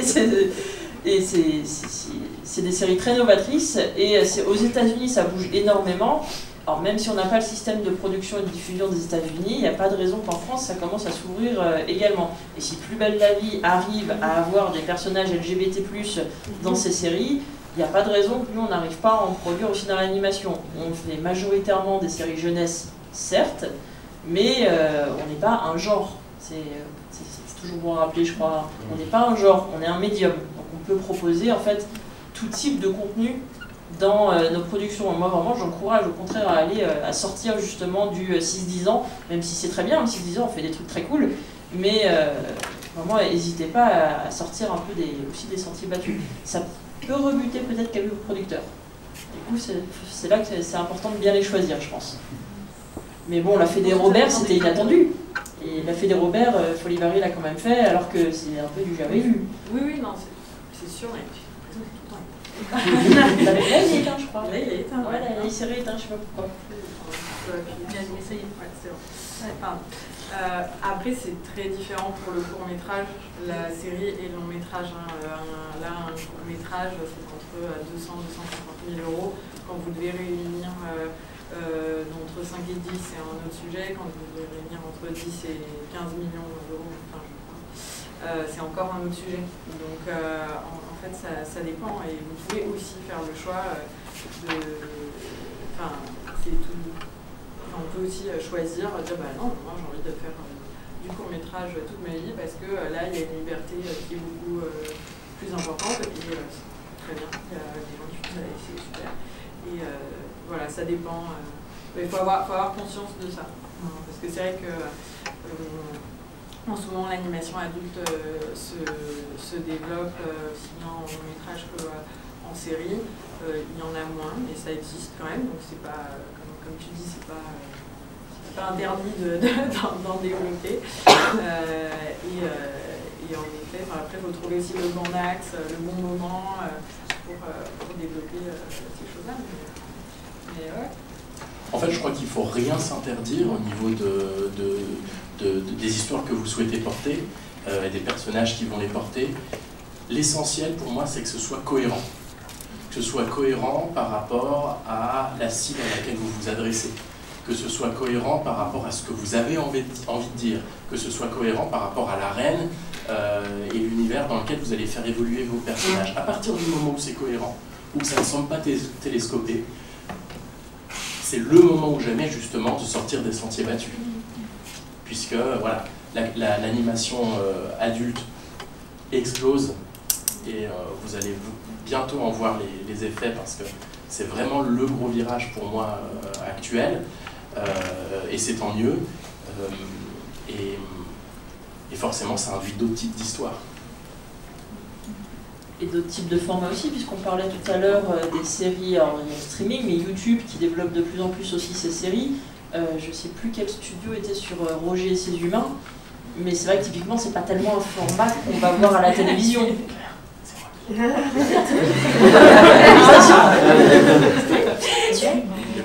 Ah bah tu vois, j'avais les appelés dessus. Et oui, donc pour ceux qui ne connaissent pas, Roger et ses humains, c'est parti d'une idée d'un youtubeur. Et ça a été développé par la suite, et c'est justement, ça a été un format qui s'est créé sur des nouvelles consommations audiovisuelles et internet, et sur des nouveaux publics. Les producteurs se sont rendus compte justement que, ah bah oui, il y a des gens qui regardent de l'anime après 10 ans, et ils les regardent ailleurs que sur la télé, j'allais dire la télé hertzienne, mais elle est plus en hertzienne. Non, sur la télé linéaire. Et voilà, comme tu disais aussi tout à l'heure, maintenant ils sont plus actifs, les téléspectateurs, ils vont chercher vraiment les projets qui les intéressent. Et moi, j'encourage d'autant plus à développer, vraiment à rien lâcher, parce que on se rend compte récemment qu'il y a des séries qui ont même développé tout seuls, qui ont commencé tout seuls avec pas beaucoup de budget, vraiment, c'était presque plus du posing que de l'anime sur YouTube. Je pense à Elouva Boss et Has-Been Hotel, qui ont ensuite trouvé des producteurs et qui se sont développés, qui maintenant ont un succès vraiment grandissant sur Internet, et qui commencent à arriver chez nous, les producteurs qui se disent « Ah, mais en fait, clairement, là, il y a peut-être un format à chercher. » Et ces deux séries-là que je viens de citer, Elouva Boss et Has-Been Hotel, c'est l'adulte. C'est l'adulte un peu trash, en plus, ça se passe dans les enfers. Et c'est clairement... ça peut être aussi regardé par des enfants. Après tout, il y a 10 ans, ils regardent Attack on Titans maintenant. Mais c'est pas ciblé jeunesse du tout à l'origine. Alors que pour le coup, c'est un chara design en plus très rond, très coloré, vraiment qui reprend un peu le style Disney, avec des grands yeux très choupis. Et le sujet finalement est pas du tout. Donc vraiment, on est à un moment où ça bouge beaucoup, là où ça tourne beaucoup de nouveaux types de production, beaucoup de nouveaux types aussi de diffusion et de téléspectateurs. Et je pense que c'est pour ça aussi que j'avais envie de faire cette table ronde, c'est pour dire proposer des trucs nouveaux. On est chaud. Moi perso, j'en ai marre de bosser sur Oui Oui et Barbapapa. C'est très bien Oui Oui et Barbapapa, mais proposer d'autres trucs aussi, ce serait très cool. Et peut-être si vous avez d'autres choses à ajouter, sinon s'il y a des questions, on pourrait peut-être en prendre en public après. Merci. Moi, en fait, je voulais revenir un peu sur... Ça s'est éteint, t'as réussi à s'éteindre régulièrement. En fait, il serait éteint direct, je pense qu'il y a la batterie, c'est ça. Merci. Oui, moi, je voulais, si tu es d'accord, Claire, juste voir un autre point pour le pitch, en fait, pour sa forme. Par rapport... Parce que je t'ai fait remonter parce qu'il y avait... En fait, à cause d'un tableau que je voulais éviter justement que les gens voient. Mais c'est pas grave, en fait je voudrais que tu reviennes dessus, ou alors sinon moi j'y vais. Non, vas-y. C'est qu'en fait, je vais expliquer pourquoi je t'ai fait remonter. C'est celui sur le schéma narratif. Ouais, voilà, parce que ça, ne faites pas ça s'il vous plaît. Ne faites surtout pas ça. Voilà, ça c'est l'un des premiers trucs que je dis en formation. Ça c'est ce qu'on vous apprend à l'école, et ça, faut surtout pas le faire. Parce que en fait vous allez juste, vous voyez, ne serait-ce que en fait l'état de péripétie, normalement ça s'est structuré, et en fait si vous commencez comme ça, c'est le meilleur moyen de vous perdre. Donc c'est quasiment le fil de péripétie, donc là c'est juste un bloc. Voilà, c'est exactement ça. En gros, on vous dit les 2 premiers blocs c'est 5 minutes, les 2 derniers blocs c'est 2 minutes. Les péripéties, c'est tout le reste, quoi. Donc c'est voilà. Donc vraiment, si vous vous basez là-dessus, arrêtez tout de suite. Donc du coup, tu peux descendre si tu veux. Voilà. Bon voilà, ça c'est pour la blague. Voilà, tu peux redescendre un peu. Nous, on utilise ça, voilà, comme schéma narratif. On utilise un schéma narratif en 3 actes classiques. Alors, je dis classique parce qu'il y a beaucoup de gens qui vont se dire ok, on l'a vu 150 fois, mais en vérité, c'est ce qu'on utilise tout le temps et quel que soit le format. En fait, c'est utilisé, c'est détourné de 1000 manières de façon à pouvoir raconter des histoires originales sans qu'on ait l'impression que ça suive tout le temps le même schéma rébarbatif. Mais, sauf qu'en fait, c'est toujours systématiquement la structure en 3 actes. Je ne vais pas détailler ça maintenant, mais je vous encourage très vivement à vous intéresser à cette formule parce qu'en fait, c'est la formule professionnelle que tout le monde utilise. Pour vous résumer ça rapidement, on a l'acte 1 où on met tous les éléments en place avant l'élément perturbateur, qui génère un acte 2 où en fait on a d'une certaine façon un premier élément on essaie d'apporter un premier élément de résolution à l'élément perturbateur qui ne fonctionne pas nécessairement, qui n'est peut-être pas la bonne direction. Donc on a une relance au centre qui permet d'apporter une bonne vraie solution qui va mener à un climax. Où en effet, là pour le coup, il y a un moment de crise en fait, donc de fin de film, de fin de projet, qui mène à la résolution où on va régler tous les derniers problèmes jusqu'à ce qu'il n'y en ait plus. Et en l'occurrence, comme on a toujours un message à véhiculer, dans la résolution, le message est véhiculé. Voilà. J'ai résumé très très grossièrement, c'est beaucoup plus complexe que ça. Vraiment, intéressez-vous à cette structure, c'est la base de tout. Voilà. Je remets bien le C-nom quand même. Voilà, n'oubliez pas. Voilà. Je voulais juste te dire ça. Je pense qu'on a fait sinon à peu près le tour, à moins que vous ayez des choses encore à ajouter. Mais sinon, on va prendre des questions dans la salle. Donc n'hésitez pas à lever la main, je passerai le micro s'il y a différentes questions. Là.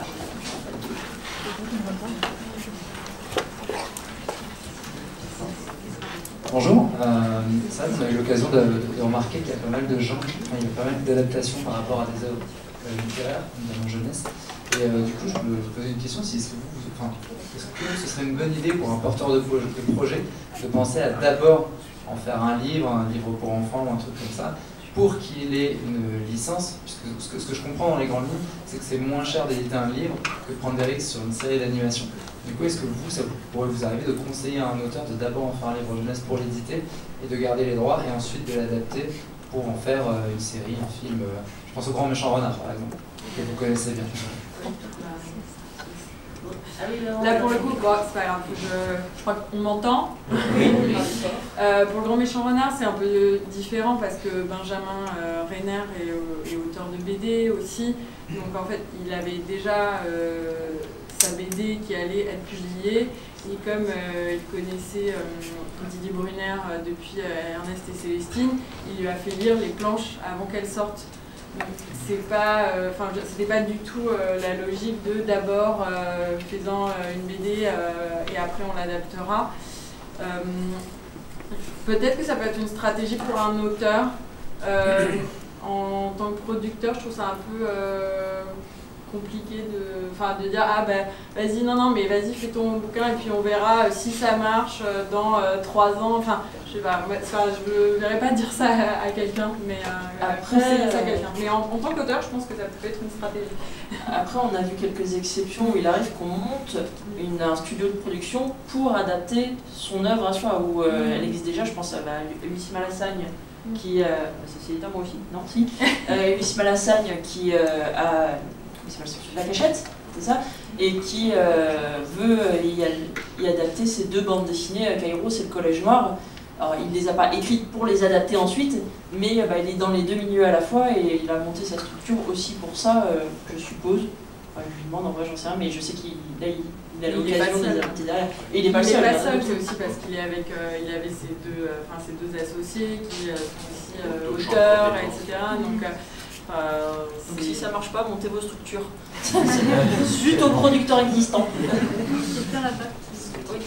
Alors juste moi pour compléter cette question et très rapidement, moi je pense qu'il faut tout essayer en même temps. C'est-à-dire qu'à partir du moment où tu es auteur, détenteur de ton projet, rien ne t'empêche d'aller frapper à la porte d'éditeurs et de producteurs. Aujourd'hui, et tu le pressentais, ce qui est devenu essentiel pour le spectateur, c'est plutôt l'univers, l'arène où se passe l'histoire que vous allez leur raconter. Et aujourd'hui, on parle des liens entre l'édition et l'audiovisuel.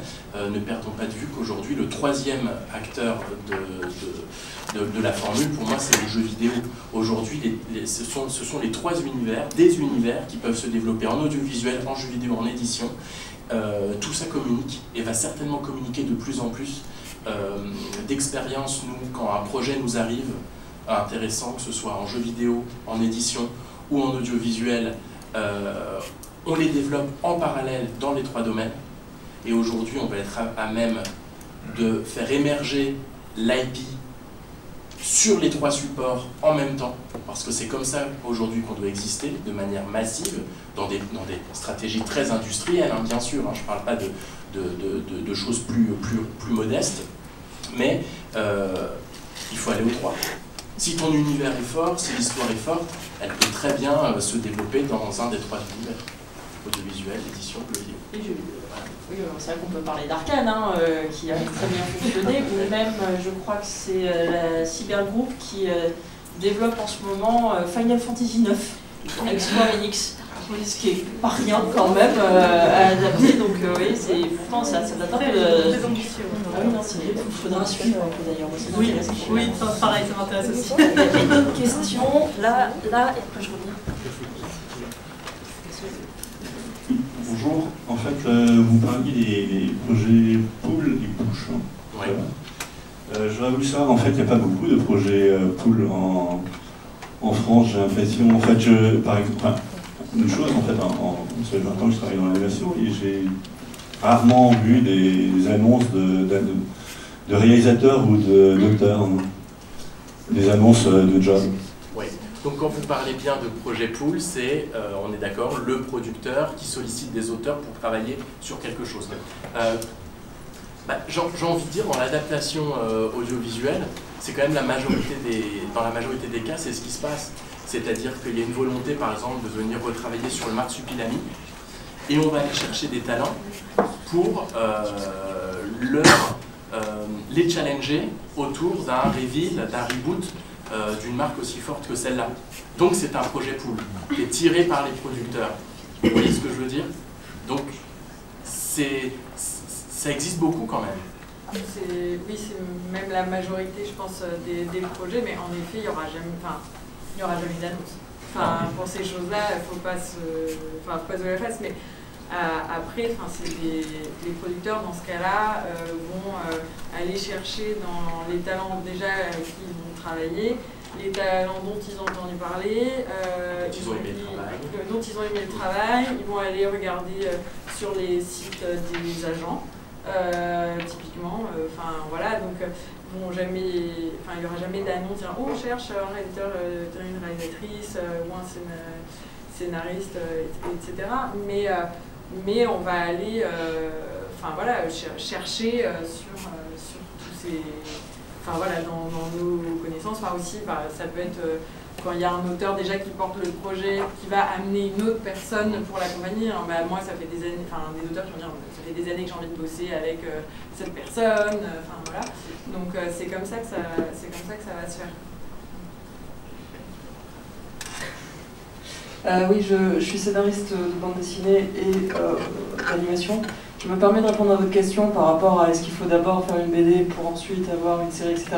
Très mauvaise idée. C'est une très très mauvaise idée. Alors peut-être qu'effectivement Benjamin Renner, comme il avait des contacts ou je sais pas quoi, dans l'animation, il y avait peut-être un deal ou je sais pas quoi, mais sachez que quand vous éditez une bande dessinée, vous signez un contrat, vous cédez des droits et souvent il y a un contrat audiovisuel en fait qui va avec. Votre maison d'édition va s'arroger les contrats audiovisuels, donc et il va rien faire avec, je vous le dis tout de suite. C'est extrêmement rare qu'il se bouge en fait pour faire quoi que ce soit avec. Donc ils vont s'arroger des droits et dormir dessus. Ça c'est très important de le retenir, de 1. De 2, si jamais vous bougez pour aller voir des producteurs d'animation, etc., vous allez toucher pas un pourcentage très intéressant, il y aura une partie qui sera gardée par votre maison d'édition. Donc non. Juste pour vous dire, si vous vous lancez dans un truc d'animation, lancez-vous dans un truc d'animation, il y a beaucoup plus de thunes, en tant qu'auteur.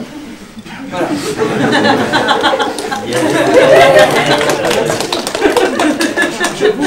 Je nuance. Moi je nuance, je dis si vous voulez bosser dans la livre, c'est pas pour la thune de toute façon. Hein. Bosser dans la pub. Je nuance, je suis pas éditeur, mais c'est vrai qu'on a une proximité avec l'édition qui me permet de nuancer un petit peu. Tout dépend aussi de la manière dont vous négociez vos contrats. C'est un moment important le contrat. Faites-vous aider, faites-vous conseiller, faites-vous relire. Vous n'êtes pas juriste. Les gens dont c'est le métier. Donc c'est le métier. Et je pense que ce soit en édition ou en audiovisuel, la confiance, elle passe aussi par la compréhension que vous faites des règles du jeu, du cadre, qui est votre contrat. Donc normalement, si votre producteur, vous êtes en complicité avec lui, il est aussi là pour vous aiguiller et faire de la pédagogie sur ce qui n'est pas compréhensible. Tout ça pour dire qu'il est possible que vous, en tant qu'auteur, vis-à-vis d'un éditeur, vous restiez propriétaire des droits d'adaptation. Oui, ça n'arrive quasiment pas en fait. Je précise parce que un éditeur va considérer que si une œuvre est adaptée à l'audiovisuel, c'est grâce à eux.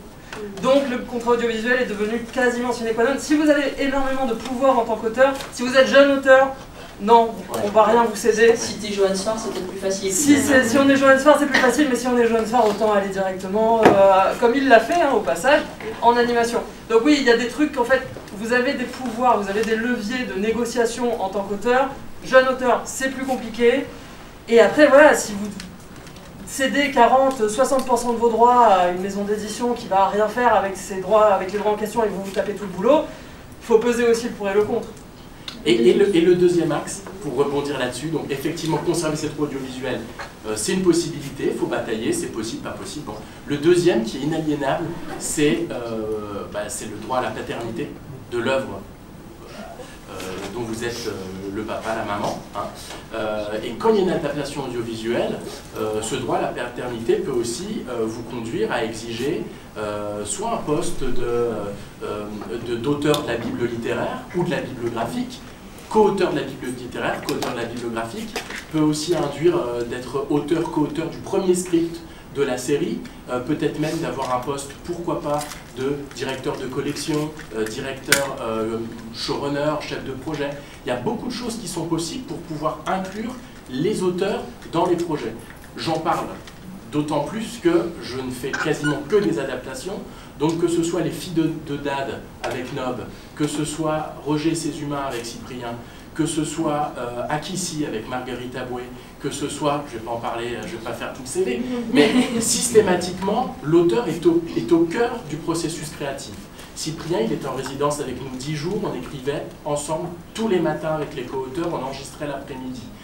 Marguerite Aboué, elle était directrice artistique, on est parti avec elle en Côte d'Ivoire pour caster les enfants qui allaient incarner son héroïne. Donc vous voyez, il y a tout un tas de possibilités de pouvoir imposer votre présence sur l'œuvre audiovisuelle, aussi bien pour garder une maîtrise artistique de ce qui sera fait, ou en tout cas un regard, ajouter une plus-value, et puis aussi monétiser l'adaptation d'audiovisuel d'un travail que vous avez fait en édition.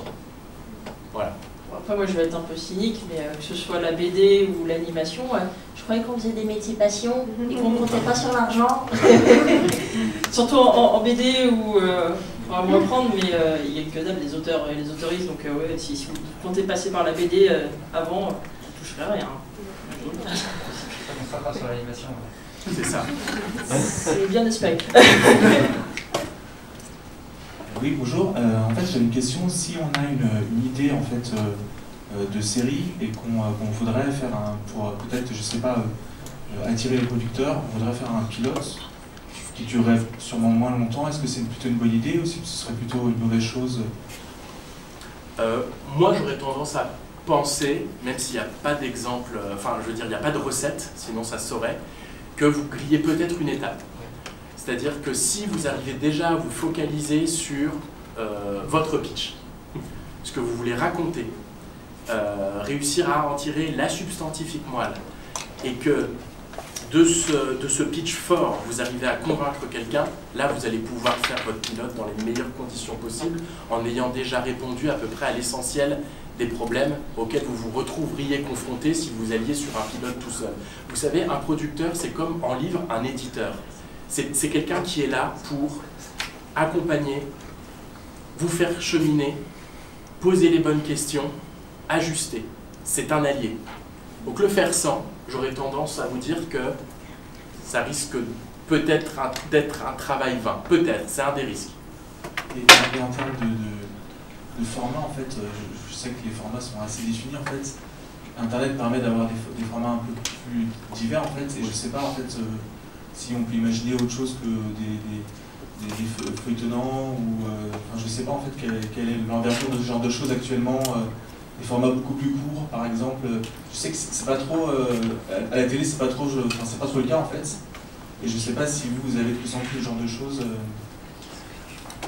On parlait de YouTube, c'est vrai que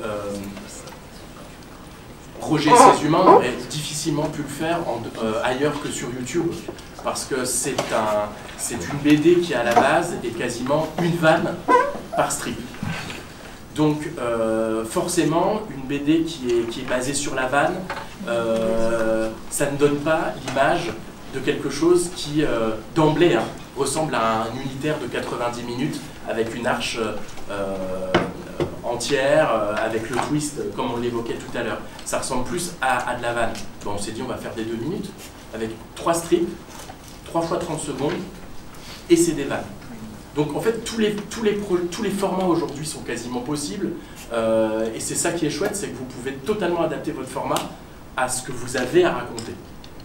Donc, feel free.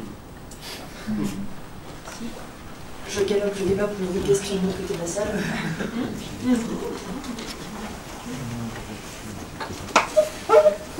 J'aimerais juste rebondir en fait sur la question. Vous ne voyez pas seulement une étape, mais vous perdez de l'argent aussi parce que c'est littéralement, parfois ça peut être une très très bonne idée, hein, mais c'est du travail déjà, qu'un pitch c'est beaucoup de travail, alors là un pilote ça demande beaucoup de temps, donc c'est de l'argent. Une autre question juste en dessous. Bonjour. J'ai une question spécifiquement sur ce dont vous parlez tout à l'heure, à savoir les sujets qui sont les sujets difficiles. À savoir spécifiquement ceux qui peuvent faire renaître les diffuseurs d'expérience, de mes expériences dans le milieu du dessin animé, board, scénario, etc. J'ai été confronté à des situations où les diffuseurs, pendant la production-réalisation de la série par exemple, avaient des retours en arrière ou des moments de panique par rapport à des moments de panique, il y a peut-être moyen de le décrire, par rapport à certains passages, parce que pour éviter par exemple des sujets qui sont considérés aujourd'hui comme trop politisés, alors que parfois il n'y a pas lieu d'être. Lorsque vous voyez des nouveaux projets arriver, et que par exemple à l'étape du pitch ou du dossier, vous dites qu'il y a potentiellement ce genre de conflit à venir, est-ce que ça vous arrive d'avoir spécifiquement des thématiques ou des mots-clés qui vous font dire ça, au moins il va falloir le vendre?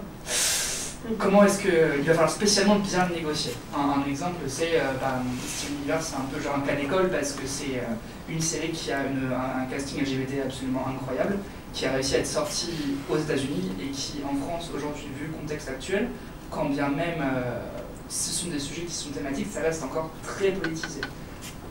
Quels sont les sujets qui, en fait, pourraient vous faire dire à l'ouverture du dossier, ouf, celui-là, on ne sait pas comment on va faire? Pas forcément pour des questions de valeur personnelle, mais pour des questions de ok, je sais que tel ou tel diffuseur, ou justement particulièrement conservateur, ou juste le climat, va faire qu'il va falloir pousser comme pas possible pour que ça prenne peur en fait. C'est tellement vaste. Allez, on recommence le table ronde.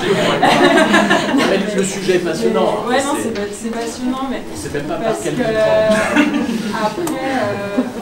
après, tu entends ça dans le sens que ça serait le cœur de la série, le fait que ce soit politisé, parce qu'en fait tu peux faire passer des idées très, très fortes, l'air de rien, nous, bien sûr, on a, nous c'est aussi ce qu'on essaie de faire, et c'est souvent ça aussi qui passe, c'est dans n'importe quelle série, en fait, tu peux aborder ces sujets-là, et alors, t'as plein de manières de le faire, t'as plein de manières de tourner. Et aujourd'hui, il y a aussi beaucoup de diffuseurs qui sont quand même aussi sensibles à ne pas, tu vois, avoir comme de la diversité, des représentations qui ne sont pas complètement stéréotypées. Mais en effet, c'est très difficile de trouver la balance. En plus, comme il y a énormément de séries qui s'adressent à un jeune public, ça c'est immédiatement, mais ça c'est pas que les diffuseurs, hein, c'est dans la société de manière générale, hein, dès que c'est les enfants, c'est la panique morale complète, quoi. Faut toujours qu'ils aient un casque. Et donc ça, tout de suite, ça crée des réactions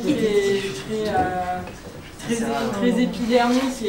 Mais franchement, on a des retours de tout. En plus, il y a la dimension internationale. Nous, typiquement, on n'a pas pu vendre une de nos séries parce que en arrière-plan, il y a des bouteilles en verre qui pourraient ressembler à des bouteilles de vin vide. Donc on rate une vente à cause de ça. Je vous assure que les limites sont...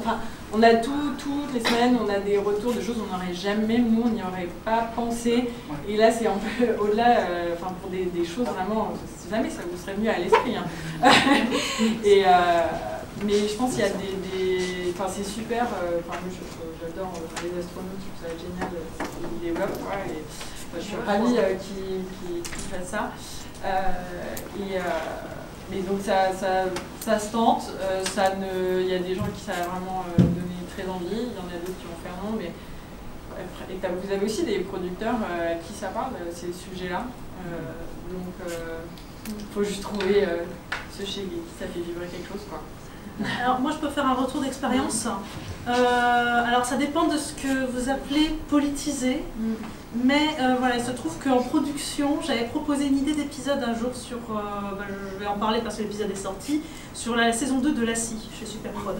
Il y a un épisode en fait avec une petite handicapée. Voilà, en plus coproduction américaine, les Américains sont très touchy, voilà, donc du coup... une petite handicapée qui se balade dans la montagne où c'est super dangereux, fauteuil roulant, c'était compliqué. Et en fait, autant TF1, Superprod s'est bien passé, TF1 s'est bien passé, c'était DreamWorks qui a vraiment eu des très gros doutes. Ça a été très très compliqué. À chaque étape de validation, ils étaient comme ça. Et la solution qu'ils ont trouvée, et je pense que ça peut être une piste pour notamment convaincre des producteurs avec un projet, c'est de se rapprocher d'associations. C'est-à-dire qu'en fait, la solution qu'a trouvée DreamWorks, c'est de contacter la présidente de l'association des handicapés des États-Unis pour lui demander de faire un retour. Non mais sachez qu'avec les diffuseurs américains, maintenant c'est comme ça systématiquement. Enfin c'est pas une exception. Oui. Donc aujourd'hui, je pense que c'est intéressant. Enfin il y a des consultings. Si typiquement vous avez une équipe, ce qui malheureusement arrive très souvent dans l'animation française, très peu diverse, dans tous les sens du terme. Vous allez avoir des demandes déjà que les personnages représentent plus nos sociétés et qu'il y ait des personnes qui soient consultées pour ces personnages en particulier.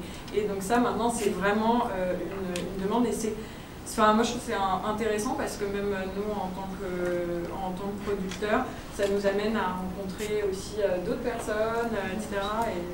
Il y a une vraie réflexion en ce moment sur tous ces sujets-là Et donc voilà, je me dis, ça peut être un bon appui de se rapprocher d'associations, de se rapprocher de personnes qui pourraient être un appui et aussi c'est des personnes qui sont habituées à sensibiliser les gens de certains sujets et donc de se rapprocher de ces personnes-là pour appuyer un projet, le documenter et pouvoir établir des rencontres notamment avec des producteurs, des développeurs, ça peut être une piste. Et du coup, s'éloigner des stéréotypes, s'éloigner d'appropriation culturelle, s'éloigner de... Voilà, c'est effectivement le sujet central de nos conversations avec les plateformes nord-américaines. Ça ne doit passer que par des consultants. C'est-à-dire que s'il y a un épisode qui se passe au Japon, le scénariste est japonais ou la scénariste est japonaise, ou on a un consultant sur le Japon. Il y a des producteurs qui n'ont pas eu le mémo. Voilà. Oui, mais alors justement, parce que c'est une question extrêmement large qui est posée là. Là, on parle d'un genre d'animation qui, historiquement, induit des spectateurs enfants. Donc là, je rejoins ce qui a déjà été dit. Ce sont des sujets, en tout cas pour ce qui est, par exemple, de la représentation LGBTQ+, qui induit des questions qui ont attrait à la sexualité. Attention, warning, il s'agit de sujets enfants. Donc, on ne les aborde pas de la même manière, ça peut être pris effectivement comme des sujets étant politiques, donc c'est des choses un petit peu compliquées. Et puis l'autre chose, et parlons du positif, c'est qu'en ce moment on est véritablement à un tournant pour moi dans l'industrie, parce que aujourd'hui ce qui tire éditorialement cette volonté de montrer la diversité à l'écran, ce sont les plateformes nord-américaines avec leur logique de standard and practice où ben voilà, on nous invite, et franchement pour le meilleur, effectivement à nous rapprocher de gens qui ont vécu la situation qu'on souhaite montrer à l'écran. Situation de handicap, situation liée au genre, à l'orientation sexuelle, liée à un pays qu'on découvre. Donc voilà, il y a ça. Et puis, on nous encourage aussi à les mettre aussi bien devant la caméra, donc en tant que personnages principaux dans nos séries, comme derrière. Il y a aussi un énorme travail qui est fait pour faire émerger des réalisatrices, faire émerger de la diversité aussi dans les équipes. Et voilà, pour moi, on a un moment tournant ultra excitant, les choses sont en train de changer. Donc ces questions légitimes portent sur un historique. Les choses évoluent. Si ça peut rassurer un peu aussi, moi d'expérience, j'étais sur Les Culottés. Il y a des personnages dans Les Culottés qui sont LGBT, et il y en a même, notamment Fulan Devi, qui a été, pardon, le terme ça peut choquer, mais qui a été violée en fait, mariée de force, violée, reniée par son village, qui a rejoint une bande de bandits et qui est littéralement ensuite allé couper des bites de violeurs. Les Culottés, ça a été produit pour du 9 ans et plus. Clairement, on travaillait avec France Télé, et il y avait des éléments, on s'est dit oui, alors peut-être que le coupage de bites, on va pas le mettre à l'écran. Par contre, il fallait quand même qu'on mette en scène le fait qu'elle soit fait agresser sexuellement par un homme adulte alors que c'était une petite fille. Et là, c'est sur la mise en scène que ça a beaucoup joué. Alors c'est peut-être du coup des séries qui sont peut-être plus petit budget, ou qui vont peut-être plus travailler sur le storyboard, justement sur la mise en scène, sur comment on va mettre en scène ce genre d'éléments pour que ce soit déjà accessible au public, parce que c'est pas forcément une question évidente, et pour que ce soit à leur niveau, genre pas trop dur à voir, pas trop difficile à regarder, mais ça peut se faire, ça existe. Noté, ça a été ça sur quasiment chaque épisode, parce qu'il y a pas mal de représentations LGBT dedans, mais aussi de femmes qui ont vécu des crimes de guerre, des choses pas évidentes, et pourtant toute la série était axée sur essayer de représenter ça de manière accessible pour les 9 ans et plus, et positive. Et il y avait encore 2 questions. Et puis d'un point de vue créateur aussi, n'oubliez pas qu'entre en faire le sujet de votre épisode ou de le montrer comme un éclat de fait, il y a une grande différence. Par exemple, Pile, le dernier long métrage des TAT, pour moi, met en avant une héroïne non binaire. C'est pas le sujet du film, et pourtant c'est elle. Voilà. Ok, j'ai juste une question un peu de la thématique de réalisation de long métrage. Et donc je voudrais juste savoir, est-ce qu'au début de développement d'un long métrage, est-ce qu'il y a des résidences ou des processus qui sont intéressants à commencer, à débuter? Je connais qu'il y a une résidence à Annecy pour de long métrage, mais j'imagine que ça c'est dans un étape un peu plus avancée. Est-ce qu'il y a de petites idées ou propositions pour nous de savoir comment débuter et quelles sont, spécialement techniquement, donc ici c'est un œuvre d'animation, donc techniquement il faut arriver à donner un résultat un peu plus abouti techniquement, donc ça sert à bien d'appuyer sur quelqu'un d'autre, sur des autres techniciens, et évidemment c'est pas quelque chose qui pourrait être développé comme un court métrage. Donc si vous savez.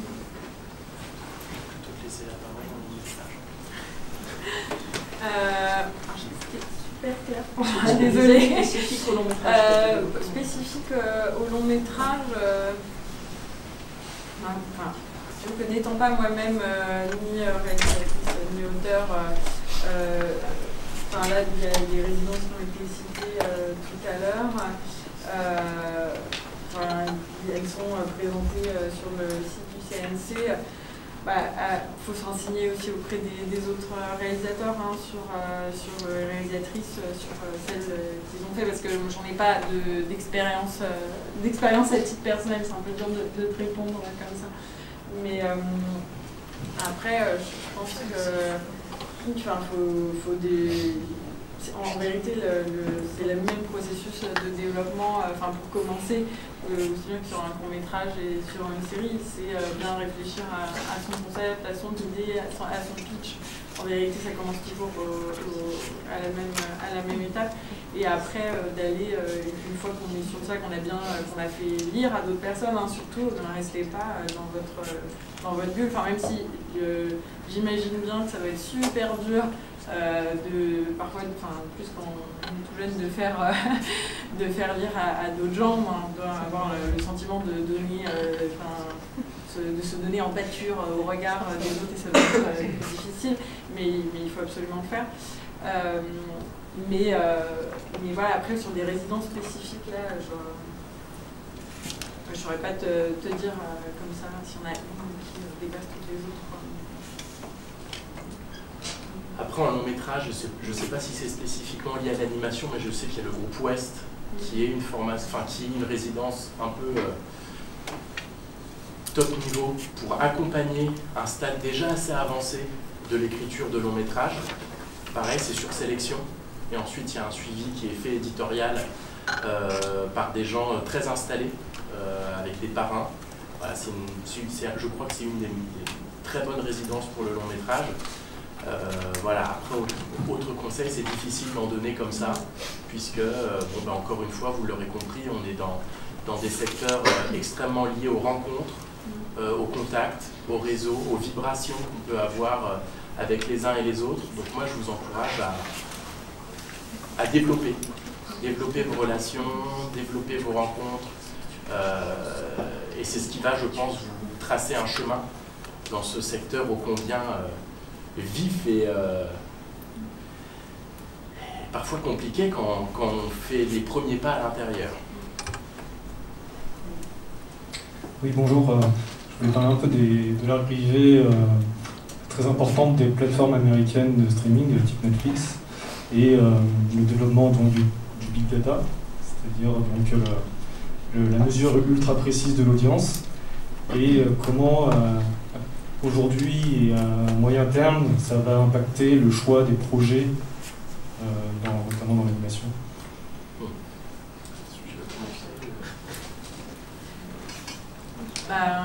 Aujourd'hui, c'est vrai que c'est des intervenants qui sont absolument incontournables. Là, en ce moment, Netflix et d'autres cherchent beaucoup de projets en France et en Europe. Il y a une antenne qui a été, Netflix par exemple s'est installée en Europe, vraiment les bureaux là, dans les 2 dernières années. Ça va avoir un impact, on ne sait pas encore exactement lequel. Nous aussi, on travaille là-dessus. Pour le moment,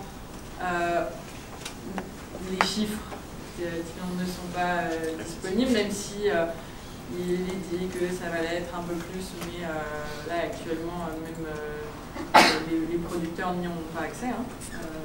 Voilà. Et en effet, ça va avoir un impact. Typiquement, nous, il a été assez clairement dit que les plateformes, ils regardent 1 euro investi sur une série, ils regardent le nombre de visionnages, ils font le ratio, et si le ratio il est intéressant, il y aura une 2e saison. S'il n'est pas intéressant, il n'y aura pas de 2e saison. On va prendre une dernière question, puis après on va mettre dehors si on termine pas. Bonjour. Bonjour. En fait, ce n'est pas du tout une question, je souhaite juste rebondir sur votre question. Vous devriez tenter la résidence d'Annecy, parce que contrairement à ce que vous pensez, là, ça ne va être que la 2e fois qu'il la propose. Et il y a les vidéos en fait, des premiers résidents qui sont accessibles sur YouTube, et tous les projets étaient en phase de concept. Pas assez avancé au niveau du scénario, ni en termes de graphisme. Donc vous pouvez tenter. Il y a également le Festival de Valence, qui est en priorité destiné aux scénaristes, mais il y a une section pour les auteurs en fait, de films d'animation. Vous pouvez présenter soit un court, une série ou un long. Et il y a des mentors, pardon. Il y a des mentors, donc ça fonctionne sous forme de mentorat pendant une semaine et vous aurez des retours aussi bien sur le scénario que sur les graphismes et c'est pareil pour Annecy. Donc vraiment je vous encourage à vous renseigner sur YouTube et sur le site du Festival de Valence. Il y a le compte rendu des années précédentes et vous pouvez voir le nom de ceux qui ont été pris et les contacter pour qu'ils vous fassent un retour également. On va s'arrêter là parce que le IVP va nous mettre à la porte si on peut Ok, même le micro il en a marre. Je voulais vous remercier toutes et toutes d'être venus et puis remercier aussi nos intervenants et intervenantes qui se sont rendus disponibles un week-end depuis Angoulême pour certains.